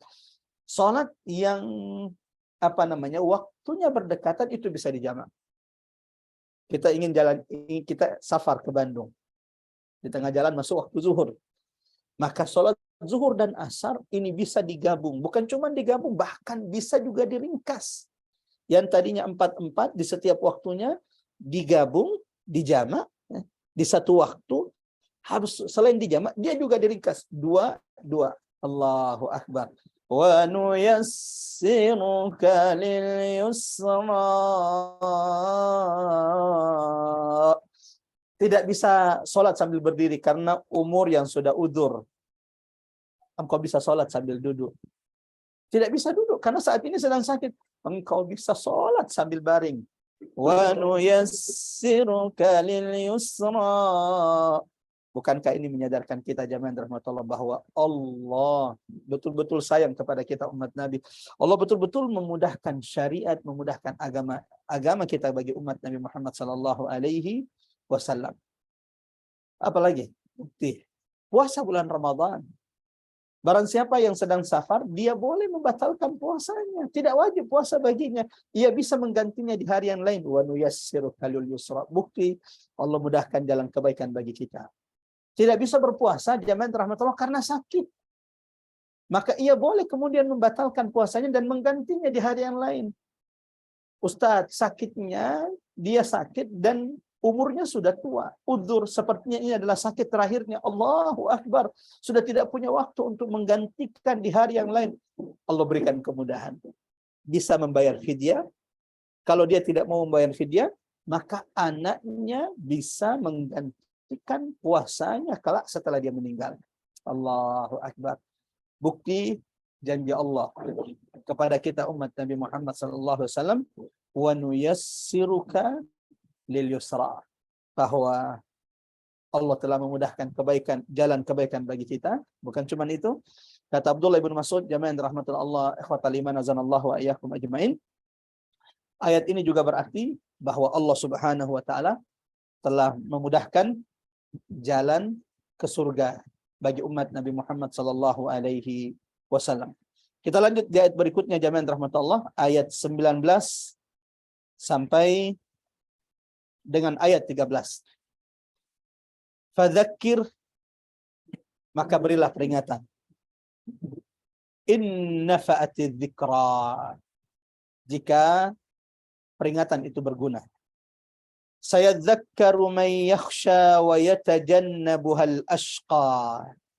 Orang-orang yang senantiasa takut kepada Allah akan mendapatkan pelajaran, akan mengambil pelajaran dari peringatan-peringatan tersebut. Wa yatajannabuhal ashqa. Sementara orang-orang yang celaka, orang-orang yang enggan menerima peringatan-peringatan Allah, mereka adalah orang-orang yang celaka, alladzi yaslan naral kubra, yaitu mereka yang akan memasuki api yang sangat besar kelak di neraka Allah Subhanahu wa taala. Tsumma la yamutu fiha wa la yahya. Di neraka, di akhirat kelak, di dalam neraka Allah, di dalamnya mereka tidak hidup, tidak mati, sebagaimana mereka tidak akan hidup di neraka Allah Subhanahu wa taala. Jamaah rahmat Allah, ikhwatal iman azanallahu wa iyyakum ajmain. Setelah Allah menyampaikan dua janjinya kepada dua berita gembira dan dua janji kepada Rasul dan umatnya, maka setelah itu sebagai bentuk syukur kita kepada Allah. Sebagai bentuk syukur kita kepada Allah. Allah sudah sampaikan kepada kita berita gembira. Allah sudah jamin Quran ini untuk dijaga. Allah sudah jamin kepada kita dimudahkan jalan menuju kepada yang baik. Allah menjamin dimudahkan kebaikan bagi kita. Bahkan Abdullah bin Mas'ud mengatakan bahwa ayat ini berarti Allah sudah menjamin dimudahkan jalan ke surga bagi Nabi Muhammad dan umat Nabi Muhammad sallallahu alaihi wasallam. Apa kewajiban kita setelah itu? Mensyukuri nikmat Allah. Sebagai bentuk syukur atas dua nikmat di atas, dijamin Quran ini dijaga. Yang kedua, Allah mudahkan jalan kebaikan dan jalan surga bagi kita. Maka Allah memerintahkan kita mensyukuri nikmatnya. Fadzakir in nafa'ati dzikra. Dengan memberikan peringatan, menyampaikan peringatan Allah kepada orang-orang yang ada di sekitar kita. Sampai di sini jemaah yang dirahmati Allah. Akhwatal iman azallahu ayyakum ajmain. Ini yang Allah ingatkan dalam surah Al-Asr. Perintah memberi peringatan bukan hanya kepada Nabi. Memberi peringatan kepada kerabat, memberi peringatan kepada tetangga, memberi peringatan kepada umat Nabi Muhammad SAW. Ini bukan hanya tugas Nabi Muhammad, ini bukan hanya tugas para ulama dan da'i, tapi ini tugas seluruh umat Nabi Muhammad SAW. Ini tugas seluruh kaum muslimin. Ini yang perlu kita luruskan, karena tidak sedikit di antara kita jamaah dirahmati Allah yang merasa bahwa saya tidak punya tanggung jawab untuk menasihati suami saya tidak punya tanggung jawab untuk menasihati anak saya. Nanti saya panggilkan ustadz untuk memberikan mereka peringatan. Allahu Akbar. Jamaah dirahmati Allah. Fadzakir, maka beri peringatan. Siapa yang Allah perintahkan? Seluruh umat Nabi sallallahu alaihi wasallam. Seluruh mereka yang mendengarkan ayat ini. Fadzakir, berilah peringatan. Inna fa'atil dzikra. Jika peringatan itu memberikan manfaat. Sampai di sini jemaah yang dirahmati Allah, akhwatal iman azanallahu wa iyyakum ajmain. Tadi kami menyampaikan bahwa ini ayat 9 ini, fadzakir inna fa'ati dzikra, berilah peringatan wahai Muhammad, wahai orang-orang beriman, wahai engkau yang membaca surah Al-A'la, fadzakir, berilah peringatan kepada siapa? Kepada seluruh umat manusia. Kepada orang-orang terdekat kita, kepada tetangga-tetangga kita, kepada umat Nabi Muhammad SAW, bahkan kepada seluruh manusia. Inna fa'ati dzikra. Bisa jadi peringatanmu hari ini yang tidak didengar oleh sahabatmu. Bisa jadi peringatanmu yang hari ini tidak didengar oleh anakmu. Fadzakir inna fa'ati dzikra. Peringatanmu yang hari ini bisa jadi tidak didengar oleh tetanggamu. Tapi Allahu Akbar, minggu depan, bulan depan, anakmu, pasanganmu, tetanggamu, sahabatmu mendapatkan hidayah karena peringatan yang kau sampaikan. Makna ayat ini yang juga Allah tegaskan di surah Al-Asr. Sampai Allah bersumpah, wal 'asr, demi masa. Innal insana lafi khusr. Sesungguhnya manusia itu benar-benar dalam kerugian. Kecuali siapa ya Allah yang tidak rugi? Kecuali mereka yang memiliki 4 sifat yang Allah sebutkan dalam surah Al-Asr. Kecuali mereka yang beriman, tapi beriman saja masih rugi. Terus bagaimana? Wa amilus shalihat. Setelah beriman kemudian beramal saleh. Beriman dan beramal saleh juga masih tetap merugi. Terus bagaimana? Illal ladzina amanu wa amilus shalihat wa tawassaw bil haq. Kalau tidak ingin rugi di hadapan Allah, setelah beriman, beramal saleh, setelah beramal saleh, wa tawassaw bil haq. Mengajak manusia kepada jalan yang benar. Fadzakir, memberi peringatan kepada orang-orang yang bisa kita sampaikan peringatan itu. Yang terakhir, wa tawassaw bis sabr. Setelah memberikan peringatan, setelah mengajak orang kepada kebaikan, setelah mengajak manusia ke jalan Allah, setelah mengajak manusia kepada agama Allah, setelah mengajak manusia kepada Quran, wa tawassaw bis sabr. Saling menyabarkan. Karena setelah berada di jalan Allah, setelah berada di atas hidayah, akan datang ujian kepada setiap orang-orang yang beriman. Nah, jemaah rahmatullah Allah Subhanahu wa taala. Berarti menyampaikan peringatan Allah adalah kewajiban setiap di antara kita. Coba perhatikan ayatnya, ayat 9. Fadzakir. Maka dzakir ini bentuk perintah. Fadzakir in nafa'atiz dzikra. Maka berilah peringatan wahai Muhammad. In nafa'atiz dzikra. Jika peringatan itu bermanfaat. Artinya juga fadzakir, berilah peringatan karena peringatan itu akan bermanfaat bagi orang-orang yang beriman, orang-orang yang Allah lembutkan hatinya. Sampai di sini kita sejenak berhenti di ayat 9 jamaah yang dirahmati Allah Subhanahu wa taala. Allahu akbar. Pelajaran penting dari ayat ini, hidayah penting dari ayat ini, memberi peringatan kepada orang-orang yang ada di sekitar kita, terkhusus keluarga kita, kerabat kita. Perintah Allah kepada setiap orang beriman. Memberi peringatan kepada orang-orang di sekitar kita, ternyata kewajiban bagi orang-orang yang beriman. Fadzakir, karena ini perintah dari Allah Subhanahu wa taala. Inna fa'atiz dzikra. Maka saya ingin mengajak kepada setiap di antara kita memuhasabah diri kita, memeriksa diri kita. Sudahkah kita termasuk yang mengamalkan ayat ini? Sudahkah kita saling mengingatkan di tengah-tengah keluarga kita, jamaah yang dirahmati Allah Subhanahu wa taala? Sudahkah kita saling mengingatkan di tengah-tengah kerabat kita, sebagai istri mengingatkan suami, sebagai ibu, sebagai orang tua mengingatkan anak-anaknya, dan sebaliknya? Kalau belum, tidakkah engkau ingin dimasukkan Allah kelak ke dalam surga berikut keturunan-keturunanmu? Jika ingin, ayat ini harus diamalkan. Fadzakir in nafa'atiz dzikra. Menghidupkan tradisi, budaya, saling mengingatkan untuk takut kepada Allah di tengah-tengah keluarga kita. Karena nanti setelah ini kita lakukan dalam rumah tangga kita, baru Allah akan jamin kita akan dimasukkan dalam surga sekeluarga.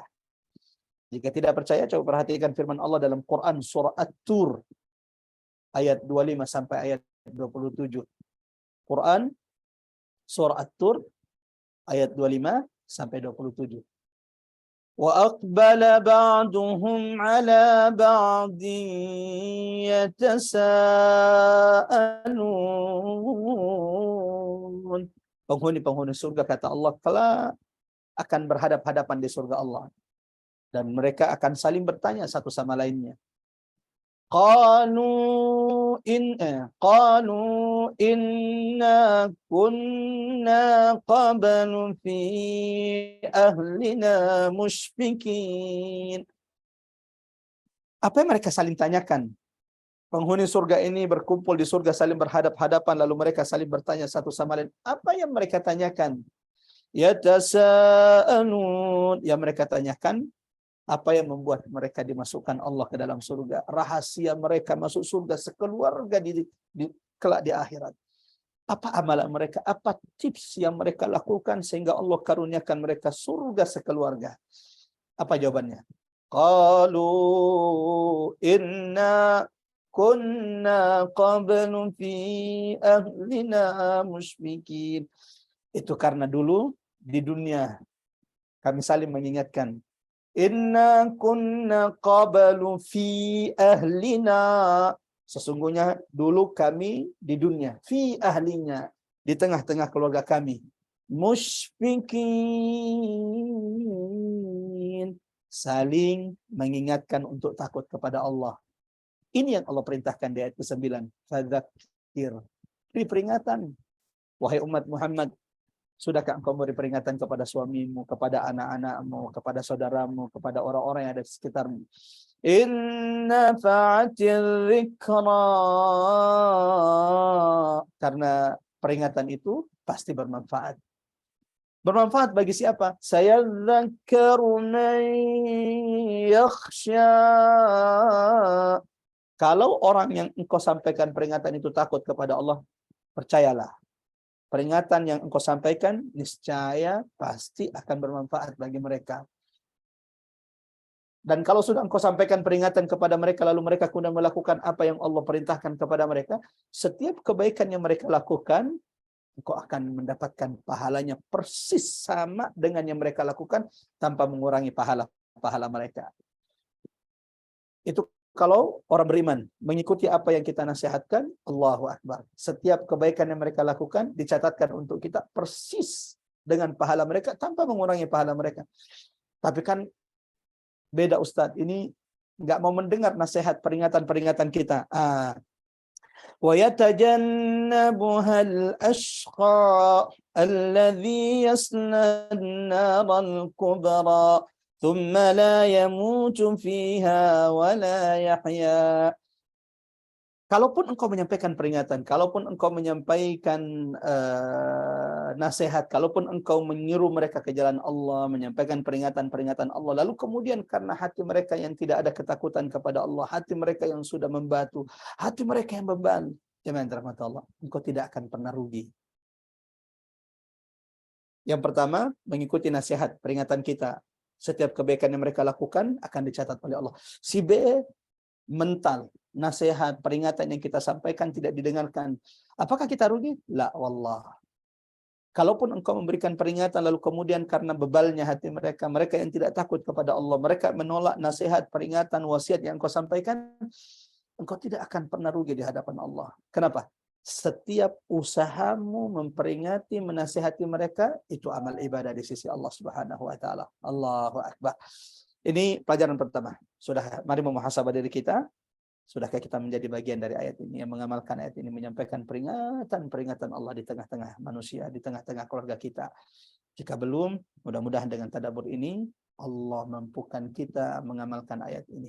Setelah ini kita hidupkan di tengah-tengah keluarga kita, kerabat kita, saling mengingatkan satu sama lainnya jika ingin dimasukkan sekeluarga kelak dalam surga Allah Subhanahu wa taala. Yang kedua, jemaah yang dirahmati Allah, pelajaran yang bisa kita petik dari ayat ke-9 ini, fadzakir in nafa'ati dzikra sayadzakkaru man yakhsha wa yatajannabuha al-ashqa. Memberi peringatan adalah tugas yang mulia. Allahu Akbar. Karena ini adalah tugas para nabi yang berulang-ulang Allah sebutkan di dalam Al-Qur'an.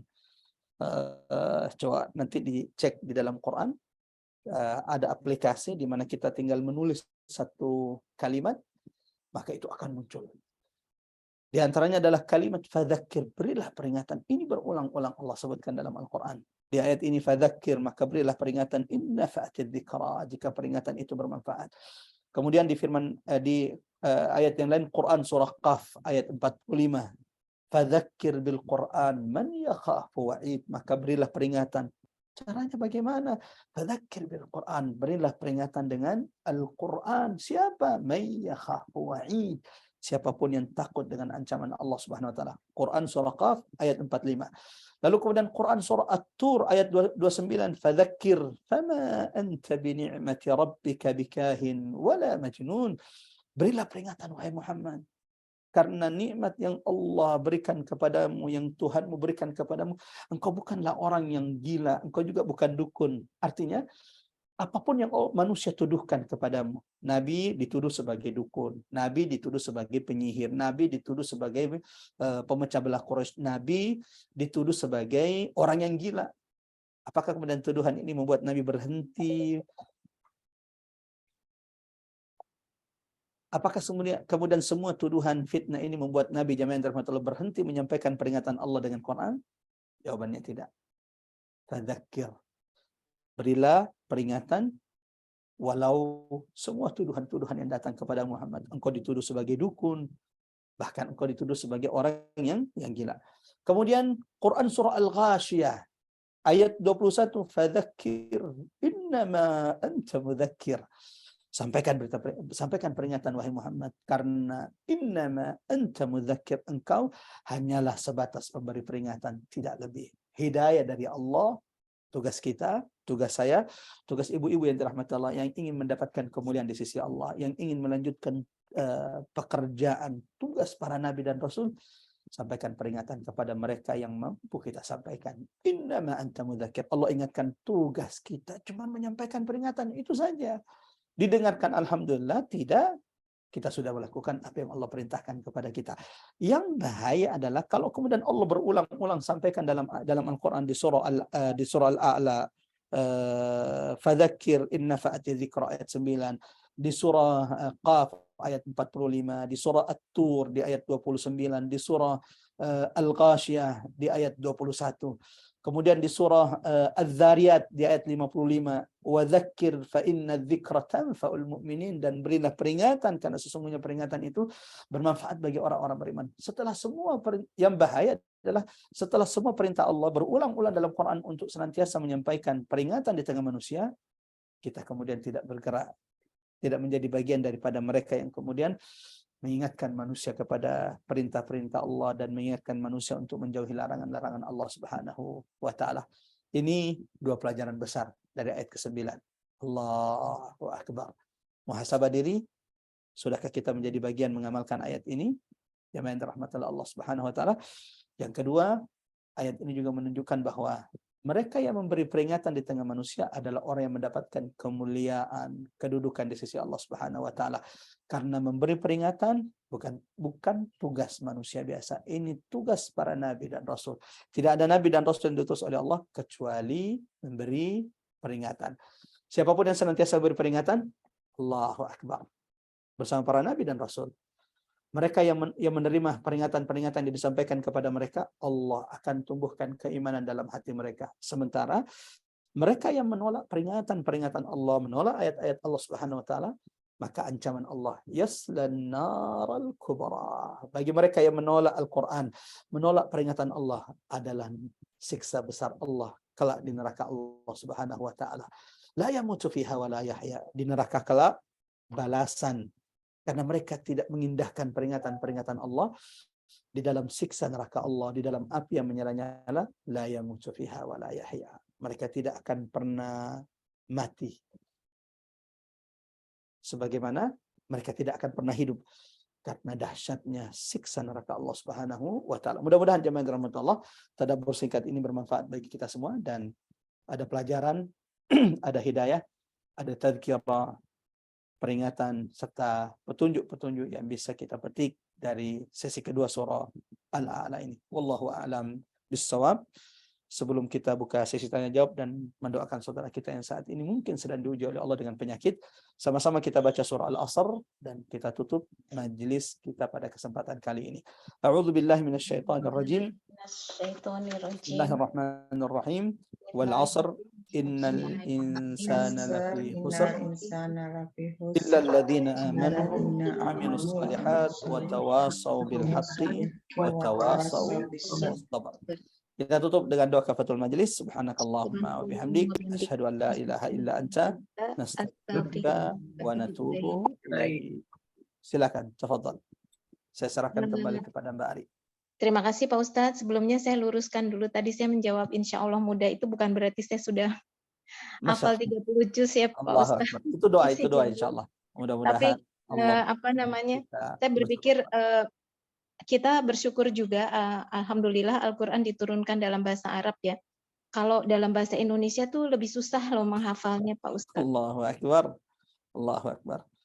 Tidaklah Allah memilih bahasa Arab kecuali hanya bahasa Arab yang bisa mewakili Al-Quran. Allahu Akbar. Mulai dari penyebutannya, kalimat-kalimatnya, itu bahasa Indonesia. Apa jadinya kalau kemudian Quran itu berbahasa Bugis atau kemudian berbahasa Jawa, udah semakin sulit ya. Maka di antara bentuk kemudahan, terima kasih banyak, Masya Allah, itu bisa menjadi tambahan faedah. Di antara bentuk Allah menjaga, memudahkan Quran karena Quran itu berbahasa Arab. Allahu Akbar. Terima kasih banyak Mbak Ari. Silakan. Silakan ibu-ibu, ada yang ingin bertanya? Kalau tidak, saya mungkin bertanya pertama kali. Nanti mungkin sambil menunggu pertanyaan ya Pak Ustadz. Ya, siap. Iya. Tadi dikatakan di ayat 9 ini kan memberi peringatan atau mengingatkan akan perintah-perintah Allah itu merupakan kewajiban kita sebagai setiap muslim ya Pak Ustadz.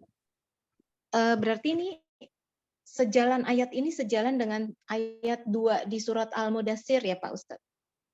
Ya ayyuhal mudaththir kum fa'anzir. Betul sekali, Masya Allah. Dan itu ternyata surah keberapa yang diturunkan? Kedua Pak Ustadz. Jadi surah kedua saja kita sudah langsung disuruh untuk menyampaikan peringatan. Sudah disuruh untuk berdiri, sudah disuruh untuk bangkit. Hei, jangan tinggal di kamarmu sementara engkau melihat anakmu bermaksiat. Qum fa'anzir. Bangkitlah, bangun, beri peringatan. Ini ternyata perintah awal-awal Allah. Dan ini yang ke-8, Masya Allah, kembali Allah ingatkan. Fadzakir in nafa'atid dzikra. Mudah-mudahan insya Allah dengan semakin tadabbur seperti ini, kita semakin difahamkan Allah dengan ayat-ayat Allah Subhanahu Wa Taala. Seperti itu Mbak Ari. Jadi itu senada, sejalan dengan makna ayat ini. Di ayat kedua dari surah Al-Muddathir, ya ayyuhal muddathir qum fa'anzir. Nah, cuman kan kebanyakan orang ya sampai di level mana? Sampai hanya di level kedua surah Al-Asr. Kebanyakan di kita itu imannya bagus, Masya Allah, sudah tidak melakukan kesyirikan, keyakinan khurafatnya sudah tidak. Yang kedua, wa amilus salihat, amal solehnya sudah bagus. Kebanyakan di kita itu rata-rata cuma sampai di level ini. Iman dan amal soleh. Rajin baca Quran, rajin ke masjidnya, rajin umrohnya setiap tahun, rajin sedekahnya. Cuma sampai di situ. Padahal masih ada 2 tugas berat. Apa itu? Wa tawassaw bil haq, menyuruh manusia kepada kebenaran. Fadzakir in nafa'atidz dzikra, memberi peringatan kepada orang-orang di sekitar kita. Apalagi qum fa'anzir, hai yang berselimut, wahai yang bergumul, bangkitlah, bangun, beri peringatan kepada orang-orang yang di sekitar kita. Memberi peringatan itu wajib sesuai dengan kemampuan kita. Sesuai dengan kemampuan kita. Bagi ibu-ibu ya jelas anaknya itu nanti akan ditanya oleh Allah Subhanahu Wa Taala. Suaminya, pasangannya, kenapa tidak diingatkan bahwa apa yang dilakukannya itu adalah, nah kalau itu sudah kita lakukan, Allahu Akbar, berarti kita naik tingkat tuh, ilal ladzina amanu wa amilus salihat wa tawassaw bil haq. Tapi ingat, semakin naik tingkat ujiannya juga semakin berat. Nabi itu ketika cuman beribadah di Gua Hira, merenung, bertafakur di Gua Hira, nggak ada yang kemudian menghina Nabi, tidak ada yang menyerang Nabi, tidak ada yang musuhi Nabi. Tapi ketika Nabi mulai berdakwah, di detik pertama Nabi berdakwah, saat itu ujian itu datang. Artinya, coba perhatikan, kalau ada ulama cuman baca buku saja, tidak mengingatkan manusia, ujiannya juga ringan. Tapi coba perhatikan, ulama yang mengingatkan manusia dari kesalahan-kesalahannya, keburukan-keburukan yang terjadi di negeri kita diingatkan, ujiannya juga berat, ancamannya juga jauh lebih berat. Dan kedudukan kita nanti di akhirat di surga Allah tergantung bagaimana beratnya ujian-ujian kita. Karena para nabi dan rasul adalah mereka yang paling berat ujiannya. Silakan Mbak Ari. Ya, tapi memang ini ya Pak Ustadz, teknik atau metode cara kita mengingatkan itu memang itu sebuah ilmu tersendiri ya, karena betul kadang sekali. dengan cara yang salah justru ada beberapa kasus atau beberapa contoh itu Pak Ustadz juga mengatakan Betul. Justru pergi gitu ya, orangnya justru meninggalkan kita. Betul. Dan reaksinya justru tidak seperti yang kita harapkan gitu. Betul. Seperti halnya dengan kerabat sendiri ya, mungkin betul. Saya ke anak saya aja tuh mengingatkan mereka untuk selalu makan minum pakai tangan kanan aja itu sebuah perjuangan tersendiri gitu ya. Allahu Akbar.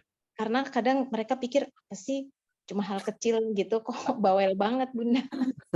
Tapi itu ya itu contoh aja ya Pak Ustadz ya, mungkin betul. ibu yang lain juga mengalami hal yang sama gitu. Kenapa saya ketawa? Karena saya juga mengalami di rumah. Jadi kalau lagi kumpul dengan anak-anak 7 orang gitu ya, anak-anak ada aja kemudian satu, kemudian karena ingin cepat tiba-tiba minum. Nah, ketika mau minum itu langsung saya itu nah, tapi sampai yang tadi ada apa? Kenapa sih sampai segitunya? Ya, lalu kemudian kita jelaskan bahwa kenapa kita kemudian dianjurkan minum tangan kanan. Orang beriman itu minum tangan kanan, sementara syaitan itu minum dengan tangan kirinya. Seperti itu, Masya Allah. Barakallahu fiik. Akan terasa insya Allah beratnya ujian menyampaikan peringatan ketika kita sudah mencobanya. Iya, jadi ada konsekuensi, ada cobaannya. Ya, cuma memang akhirnya kalau misalnya memang kita menghadapi banyak tantangan, hambatan atau cobaan, satu-satunya ya kita memang doa ya Pak Ustadz, mendoakan ya supaya diberikan hidayah, setidaknya mereka mau mendengarkan ayat-ayat Quran itu mungkin bisa membuka pintu hati mereka seperti itu. Betul sekali. Dan bahwa ketika menyampaikan peringatan, ya jangan sampai ketika kita menyampaikan peringatan malah menimbulkan kerusakan lebih besar. Betul. Nah, itu yang Nah, mungkin ada ya baik. Pak Ustadz, ada nggak sih Pak, kita diajarkan untuk, teknik-teknik atau mungkin Ya, apa ya, contoh-contoh pada saat dulu Rasul berdakwah, karena Rasul itu kan sangat luar biasa ya, ya, caranya itu luar biasa ya, tidak ada yang bisa menyamai, Rasul ya. Mungkin bisa, apa ya, bisa di-share juga cara-caranya. ya. Jemaah rahmatullah Allah Subhanahu wa taala, yang pertama adalah sebelum menyeru manusia, maka yang perlu diperbaiki adalah diri kita sendiri. Nabi itu sudah menjadi manusia termulia sebelum menyeru manusia. Sudah digelari siddiq, sudah digelari fatwana, sudah digelari tabligh. Ya.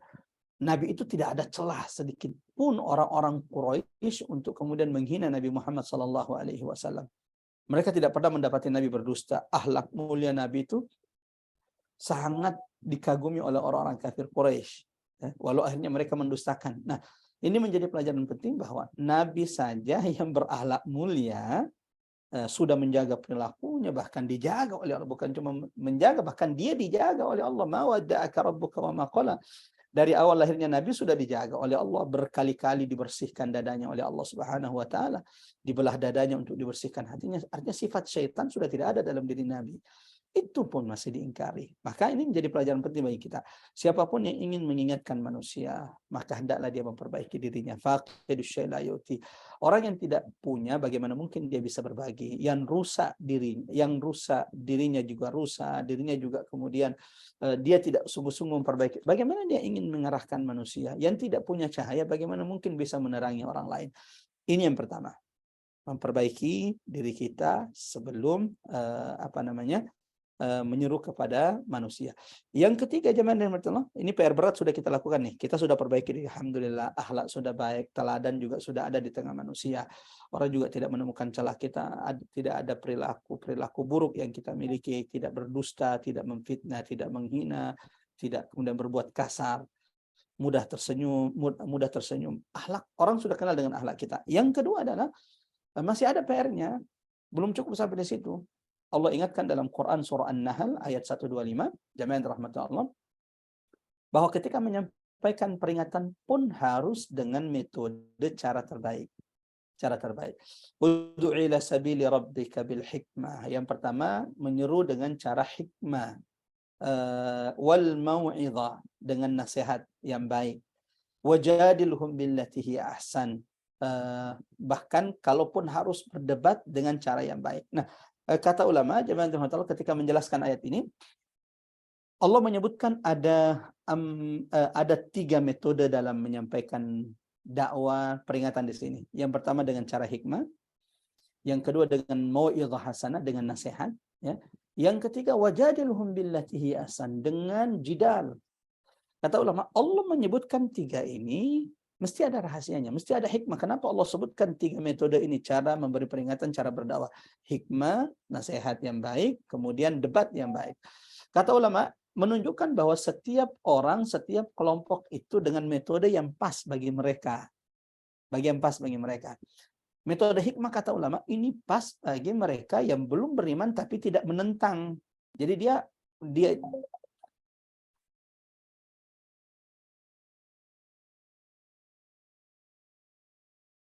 ya, mohon maaf jemaah rahmatullah. Tadi ada yang nelpon dan sempat nge-lag sedikit.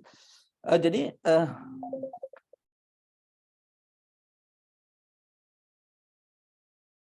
ya, mudah-mudahan yang menelpon 2 kali di reject tahu kalau ada pengajian. Ya. An-Nahl ayat 125. Allah menyebutkan ada 3 metode yang Allah perintahkan Nabi untuk menggunakannya. Bil hikmah, metode hikmah, nasihat yang baik, mau'izah hasanah, yang ketiga adalah wajadilhum billati hiya ahsan, berdebat dengan cara yang baik pula. Nah, jemaah rahmatullah, mesti ada hikmah, kata ulama. Kenapa Allah menyebut 3 cara ini, 3 metode ini? Itu menunjukkan, kata ulama, bahwa setiap orang itu memiliki cara metode yang pas untuk mereka. Contoh, kata ulama, metode hikmah ini pas bagi mereka yang kafir tapi tidak menentang, tidak memusuhi. yang tidak beriman tapi tidak menentang. Mereka itu murni karena tidak pernah mendengarkan Islam. Maka cara terbaik mendakwah mereka adalah hikmah. Hikmah itu apa? Perilaku kita. Perilaku kita dengan cara hikmah kita, akhlak kita kepada mereka, kita menolong mereka, kita berdakwah dengan kondisi, dengan situasi, dengan perilaku kita kepada mereka. Contoh kecil lah, seperti apa yang dilakukan teman-teman di Qatar. Ketika kemudian orang-orang di seluruh dunia datang ke Qatar, lalu selama ini mereka di Eropa, di Barat sudah punya gambaran buruk tentang Islam, bahwa Islam itu mereka akan membunuhmu kalau mereka marah kepadamu, mereka akan berlaku kasar kepadamu. Gambaran tentang ketika mendengarkan Islam, wajah yang pertama muncul adalah wajah-wajah teroris yang mengebom di sana sini. Itu sudah yang tergambar di sebagian orang-orang Eropa. Nah, ketika datang ke Qatar, Allahu Akbar, sebaliknya. Sebagaimana kita lihat di media sosial, ada orang dari luar, ya, orang Barat yang datang, tapi karena hotel itu sudah full dan dia tidak bisa membooking hotel, dia update kemudian di salah satu media sosialnya bahwa dia tidak punya tempat tinggal, baru sampai di bandara Qatar dan tidak punya tempat tinggal. Tiba-tiba, Masya Allah, ada salah seorang warga Qatar menginbox dia bahwa dia menyiapkan tempat tinggal mewahnya dia. Jadi salah satu villa mewah keluarganya, orang tuanya, untuk tempat tinggal dia. Dan dijemput di bandara. Jadi dijemput di bandara, terus kemudian dibawa ke perkemahan mewah keluarganya di tengah gurun pasir. Allahu Akbar. Maka setelah itu dia kemudian mengatakan, inilah Islam, inilah kaum muslimin yang di barat kita dengarkan mereka katakan seperti itu. Belum lagi kemudian jemaah Allah, saudara-saudara kita di sana yang memperlihatkan Islam dalam bentuk perilaku mereka, walau ya tetap saja ada kekurangannya. Contohnya adalah ketika yang sudah nonton bola ini keluar dari stadion, ada saudara-saudara kita yang berbagi makan malam, berbagi makanan, ya. Dan itu tradisi bagi orang Arab adalah hal budaya mereka. Mereka berbagi makanan kepada mereka yang keluar. Allahu Akbar. Sehingga ada ribuan orang yang datang ke sana menonton bola, pulang mereka sudah bersyahadat asyhadu an la ilaha illallah. Nah, dakwanya apa? Hikmah. Salah satu yang diperintahkan Allah. Hikmah itu apa? Ya dengan perilaku kita, dengan akhlak mulia kita, sikap kita kepada mereka, supaya gambaran Islam yang menakutkan itu kemudian runtuh secara sendirinya. Yang kedua, wal mau'izatil hasanah, nasihat yang baik. Kata ulama, ini pas bagi orang yang beriman. Jadi orang beriman itu pasnya dikasih nasihat. Karena dia sudah beriman, dia mudah untuk menerimanya. Maka dia harus sering-sering diberi nasihat. Nasihat ini akan mengawalnya, nasihat ini akan mengingatkannya. Fa inna dzikra tanfa'ul mu'minin. Peringatan itu bermanfaat kalau ada iman dalam hatinya bagi orang-orang yang beriman. Yang ketiga, wajadilhum billati ihsan. Ya, debat itu jelek, tapi terkadang dia harus digunakan. Bahkan Allah mengatakan ini salah satu metode baik. Wajadilhum billati ihsan, berdebat, tapi ingat berdebatnya juga dengan cara yang baik. Jangan menjelek-jelekkan negeri orang, jangan menjelek-jelekkan kemudian suku seseorang tertentu, jangan menjelekkan orang tuanya. Wajadilhum billati ihsan. Fokus kepada materi perdebatan. Tetaplah kemudian berdebat dengan elegan, dengan cara, dengan akhlak yang kemudian tetap baik, tanpa harus menghina. Kepada siapa kita gunakan ini? Kepada mereka yang kafir, yang tidak mau menerima dakwah, tapi juga menentang. Jadi mereka menentang kebenaran Islam. Nah, disitulah kita mendebat mereka dengan memberikan bukti-bukti kebenaran Islam. Seperti itu kira-kira Mbak Ari. Wallahu a'lam bishawab. Silakan. Terima kasih Pak Ustadz. Ada lagi yang ingin bertanya mungkin? Ibu Ani, Ibu Ipeng, Ibu Norleli, Ibu Tesi, atau Ibu Emi, ada yang ingin bertanya? Oh ya, Ustadz, Ya. mengenai gini, Quran itu di setiap rumah kan kita pasti punya Quran ya. Ya, betul. Tapi dan jumlahnya pasti lebih dari satu gitu. Kadang ada yang memberikan hadiah dan sebagainya. Nah, saya hanya berpikir nggak semua Quran itu kita baca. Kadang misalnya ada yang misalnya hurufnya kecil banget, itu saya udah nggak bisa baca ya. Maksudnya sekarang kadang kita pakainya Qurannya udah enak itu, pakainya bacanya itu aja gitu. Nah, itu apakah kita juga akan nanti dihisap ya Pak Ustadz dengan Quran yang ada di rumah kita? Tapi maksudnya bukan berarti kita nggak membuka Quran sama sekali, kita buka tetapi itu aja. Nah, ada beberapa Quran yang mungkin jarang kita buka, jarang kita baca gitu. Ya. Apakah itu Masya Allah. juga nanti menjadi konsekuensi itu dihisap Pak Ustadz? Ya, barakallahu fiik Mbak Ari. Ya, Apakah kita akan dihisab dengan Quran yang jarang kita buka di rumah? Allahu Akbar. Insya Allah tidak dihisab. Kalau niatnya bukan untuk sekedar berbenggah-benggah. Kan ada juga orang beli Quran sampai puluhan juta, tapi habis itu cuma disimpan, tidak pernah dibaca, tidak pernah ditadaburi, dan isi-isinya tidak pernah diamal. Kalau seperti itu, maka itu bermasalah. Membeli Quran dengan harga mahal puluhan juta hanya untuk menjadi pajangan.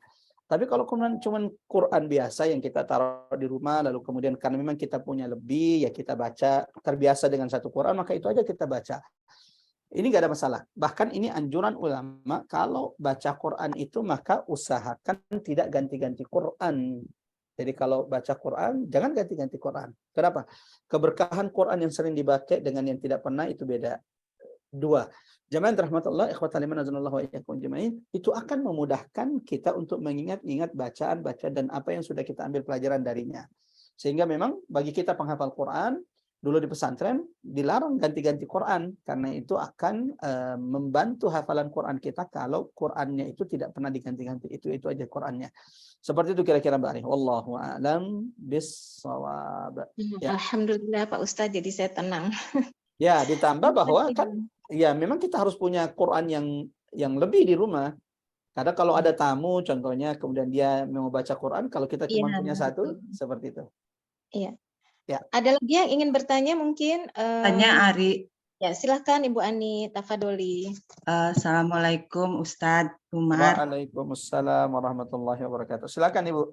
Sekarang kita dalam sejak pandemi ini kita kan ada banyak belajar secara online ya Ustadz. Ada seperti mempelajari tamyiz atau mempelajari bahasa Arab dengan nahwu syorof gitu kan Ustadz. Terus ada juga kita belajar tahsin, tapi semuanya secara online, tidak offline gitu ya, karena pengaruh itu ya pandemi.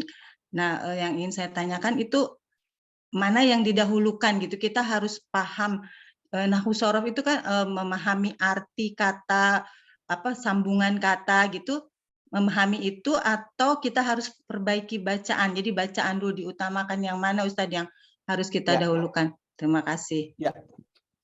Allahu Akbar. Jamaah rahmatullah Allah Subhanahu wa taala. Saya menjawab dalam konteks kita orang Indonesia ya. Apa yang paling pertama kita dahulukan ketika kita ingin coba mulai mendekat dengan Quran Ustaz? Satu, jamaah rahmatullah Allah, yang pertama kali, Iqra bismi rabbikal ladzi khalaq. Bacaan Quran kita. Warattilil Qur'ana tartila. Ini yang paling penting dulu diperbaiki. Jadi memperbaiki bacaan Quran kita sambil di waktu bersamaan, jamaah rahmatullah Allah, kemudian mulai mentadaburi ayat-ayat Allah. Jadi jangan dipisah antara baca Quran dengan tadabur. Oh ini cuma baca, jadi udah nggak lihat terjemahannya. Ya, baca Quran dan tadabur itu tidak bisa dipisahkan. Karena bagian dari tadabur itu adalah baca Quran. Bagian dari tadabur itu baca Quran. Bahkan ketika orang baca Quran lalu kemudian dia menangis, kalla idza balaghatit taraqiya wa qila man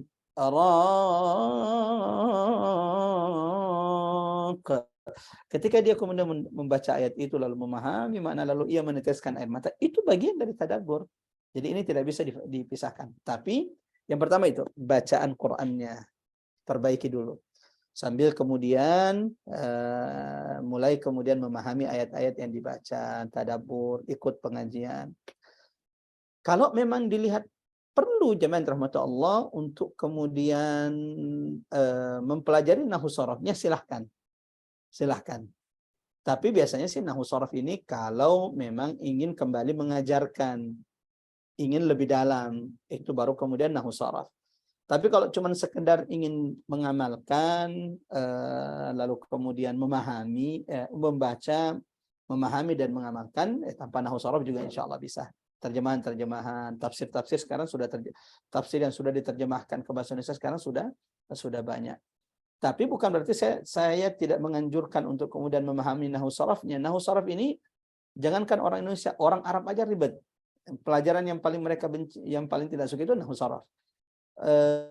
Yang saya takutkan adalah kemudian ketika fokus nahwu sharafnya sehingga kemudian apa namanya, tadabburnya kemudian sudah tidak ada waktu, sehingga sementara tadabbur itu yang akan membuat dia merasakan keberkahan, kedahsyatan, kemudian bisa memetik pelajaran-pelajaran dari apa namanya, ayat-ayat yang dibacanya.